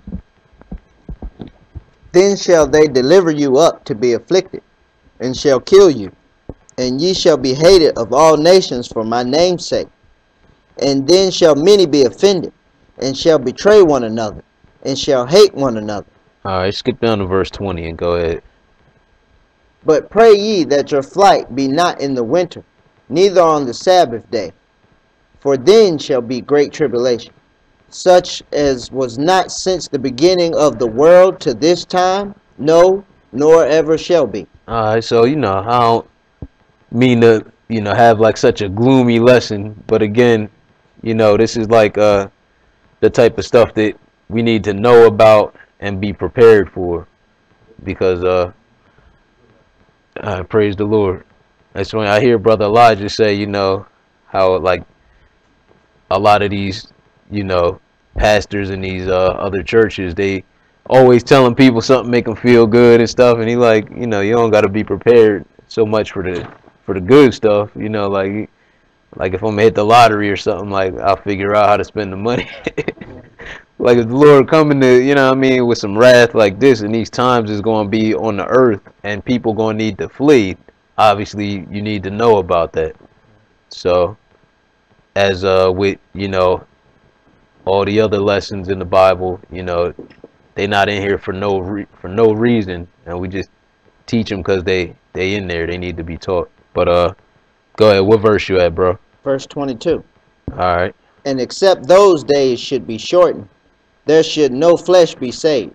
And again, this could not be referring to, you know, Antiochus Epiphany or 70 AD. Even some people will try to, because man ain't had a capability to destroy all flesh. It's only been the last 100 years or so. But go ahead. And except those days should be shortened, there should no flesh be saved. But for the elect's sake, those days shall be shortened. Then if any man shall say unto you, Lo, here is Christ, or there, believe it not. For there shall rise false Christ and false prophets, and shall show great signs and wonders, insomuch that if it were possible, they shall deceive the very elect. Behold, I have told you before. And that's part of why it's not possible, because the Lord done told us already. We know this man going to bring fire down from the sky. We know he going to bring an image to life.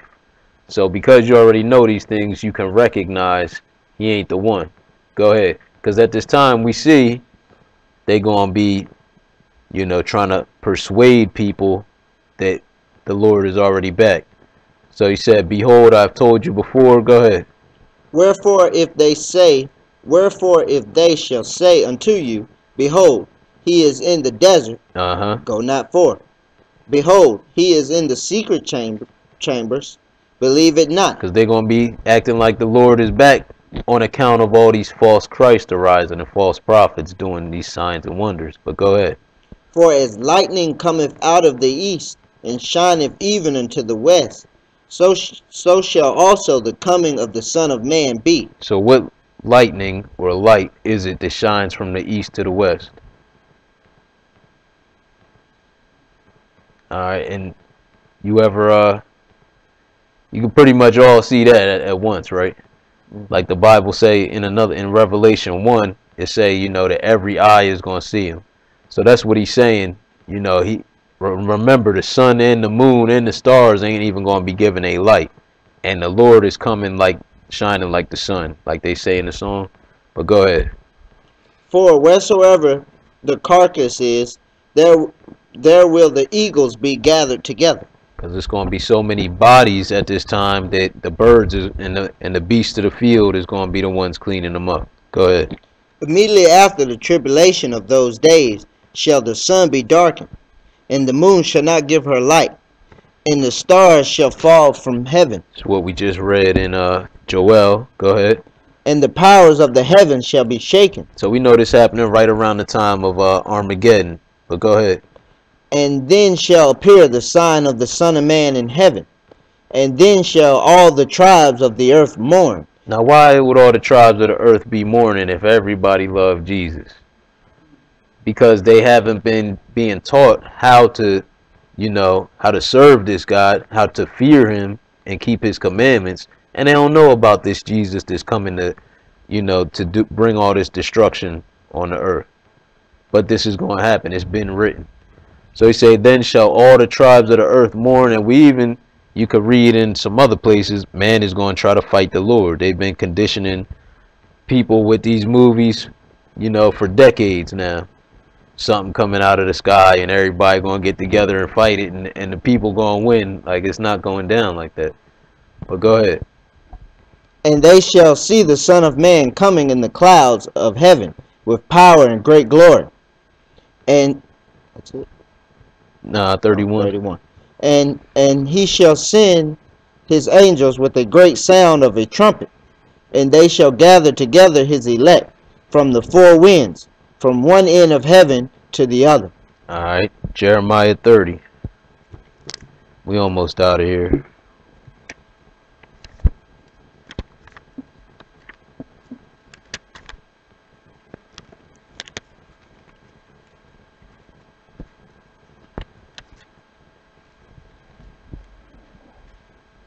So Jeremiah 30:1, we're going to take a look at another name for this time, because like we read in Revelation 12, the ones that the dragon is going to be persecuting is the remnant of this woman's seed that don't make it into the wilderness. And remember, they the ones that's keeping the commandments of God and that have the testimony of Jesus. So Jeremiah 30:1. When you're ready, go ahead. The word that came to Jeremiah from the Lord, saying, Thus speaketh the Lord God of Israel, saying, Write these all the words that I have spoken unto thee in a book. For lo, the days come, saith the Lord, that I will bring again the captivity of my people Israel and Judah, saith the Lord. So like we were reading in Joel, he gonna turn they, you know, basically bring them out of captivity. And even we read he going to put some of the people that were the slave owners, they going to go into captivity. So we talking about the same time again. But go ahead. Saith the Lord, and I will cause them to return to the land that I gave to their fathers, and they shall possess it. Yeah, you can skip wherever. Is that 7? Skip down to 7. Yeah, verse 7. Alas, for that day is great, so that none is like it. And this is what we've been reading, right? That it's going to be a time of trouble such as never has been since, man been on the earth. So he's saying, alas, for that day is great, so that none is like it. It is what? It is even the time of Jacob's trouble. So again, we confirm it because this woman was representing the descendants of Israel or Jacob. Those that are keeping the commandments and have the testimony of Jesus. This is the time where the world or the dragon is going to be trying to persecute them. So it's, important that, they get to the wilderness. That's why Christ was saying, don't worry about nothing. Flee when you see this. But what? But he shall be saved out of it. All right, because like we already read, he that endureth till the end, the same shall be saved. Go ahead. For it shall come to pass in that day, saith the Lord of hosts, that I will break his yoke from off thy neck, and will burst thy bonds, and strangers shall no more serve themselves of him. But they shall serve the Lord their God, and David their king. Hold up, who? And David their king. All right, because we know the Lord coming immediately after the tribulation of those days, and we know that that's when this first resurrection is going to take place. Whom what? Whom I will raise up unto them. Therefore fear thou not, O my servant Jacob, saith the Lord. Neither be dismayed, O Israel, for lo, I will save thee from afar, and thy seed from the land of their captivity. And Jacob shall return, and shall be in rest, and be quiet, and none shall make him afraid. All right, and this is going to be a beautiful time. I mean, after all that Israel has been through, and it's our own fault, our forefathers. But I mean, for the Lord to bring us peace and rest and quiet, and to turn our captivity is much greater than we could do. We've been trying for the longest. We see how far it's gotten us. Right. But he let us know that he going to, elevate Israel to a point even better than they were, in the past, during the height of their, civilization, during Solomon's days and everything. He going to, and cause us to follow his ways. He going to give us a new heart. He let us know, a heart of flesh, he says in Ezekiel. And we not going to be, acting a fool anymore. But go ahead. Is that it? No, definitely. Oh, okay. Verse 11. For I am with thee, saith the Lord, to save thee, though I make a full end of all nations, whether I have scattered thee, yet will I not make a full end of thee, but I will correct thee in measure, and will not leave thee altogether unpunished. All right, so hopefully us here with some understanding can get ourselves out of the Lord's way now, so we ain't got to deal with this punishment when he returns. Go ahead. Skip down to 15. Verse 15. Why criest thou for thine affliction? Thy sorrow is incurable for the multitude of thine iniquity. Because thy sins were increased, I have done these things unto thee. All right. Let's go over to Job chapter 38. So it's like the Lord say, he don't wish that any should perish, but eventually this day is going to come, and it shouldn't come upon us as a thief, because we sitting here reading about it. We reading about where the world is at in this thing, as far as what steps they've taken. So we know exactly, where we at on this timeline as far as tribulation goes. We know what to look for. Job 38, pick it up at verse 1.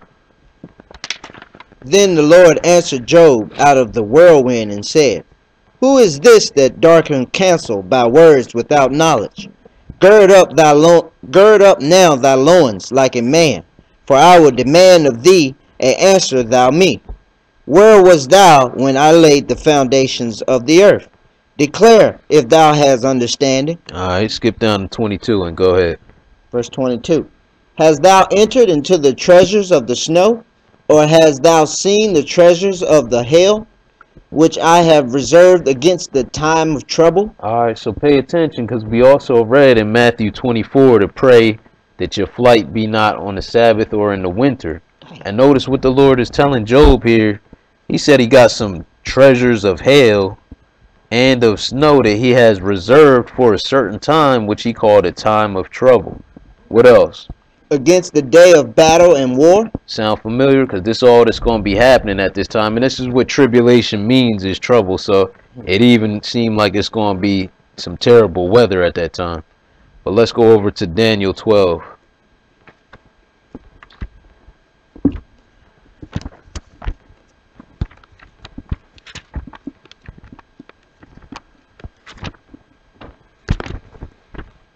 Daniel 12.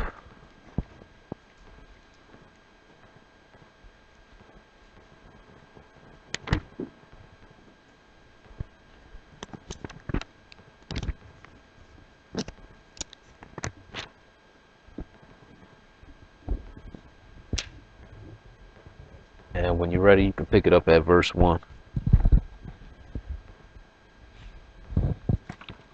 And at that time shall Michael stand up, the great prince, which standeth for the children of thy people. And there shall be a time of trouble, such as never was since there was a nation, even to that same time. Alright, so we see it's called the same thing here as it was just now in Job. But again, the same as Christ described it, it's going to be the worst time ever. Since what? And at that time thy people shall be delivered, every one that shall be found written in the book. Alright, so like we've been reading all over, you know, and not only is he going to deliver the flesh and blood people, but he going to be delivering, you know, those that sleep in the dust, as that's what we're reading about right here, those that are written in the book. He talking about the first resurrection, which we know is what the world thinks is the rapture, but this is what's actually going to be taking place when the Lord descend with that shouting with the trumpet. But go ahead. And many of them that sleep in the dust Hold up, in heaven? And many of them that sleep in the dust. In the dust of the earth, just like God told Adam, dust thou art, unto dust shalt thou return. People going to still be there, and they going to do what? They shall awake, some to everlasting life, and some to shame and everlasting contempt. Alright, so we're looking at both resurrections like described in Revelation 20. Go ahead. And they that be wise shall shine as the brightness of the firmament, and they that turn many to righteousness as the stars forever and ever. Alright, so this is the reward we're looking forward to. Obviously, those found worthy is going to receive a body like you ain't never seen. It's going to shine like the firmament and like the stars in heaven. Let's go over to Deuteronomy chapter 6. Oh, yeah. Thank you. Chapter 4. Deuteronomy 4. We're going to pick it up at 26. And this will be it.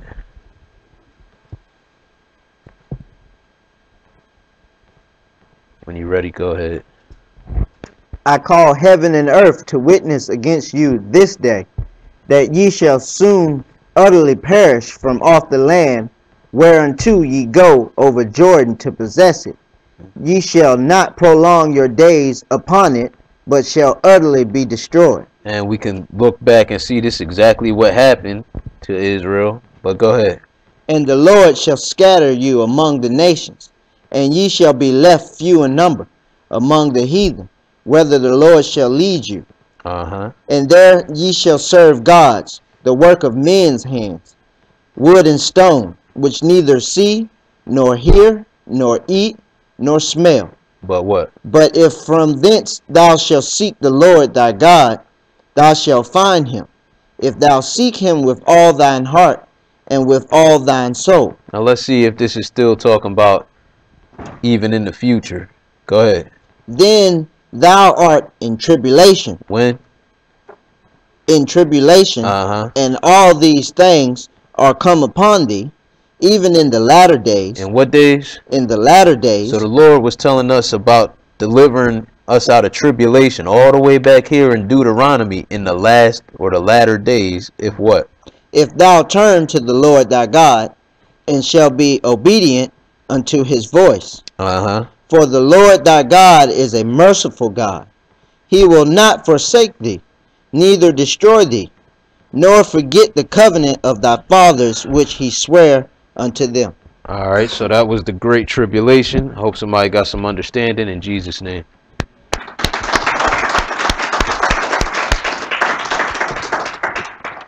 All right, so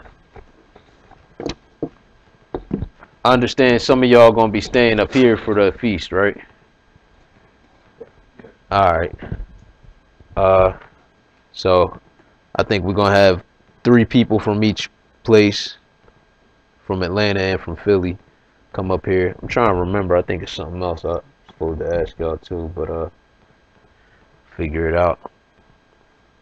Do we have anything else? All right. Yeah, if everybody wasn't gonna be able to make it to Philly, then we're gonna, you know, I think the plan is to have 3 people from Atlanta and from Philly come up here or down here.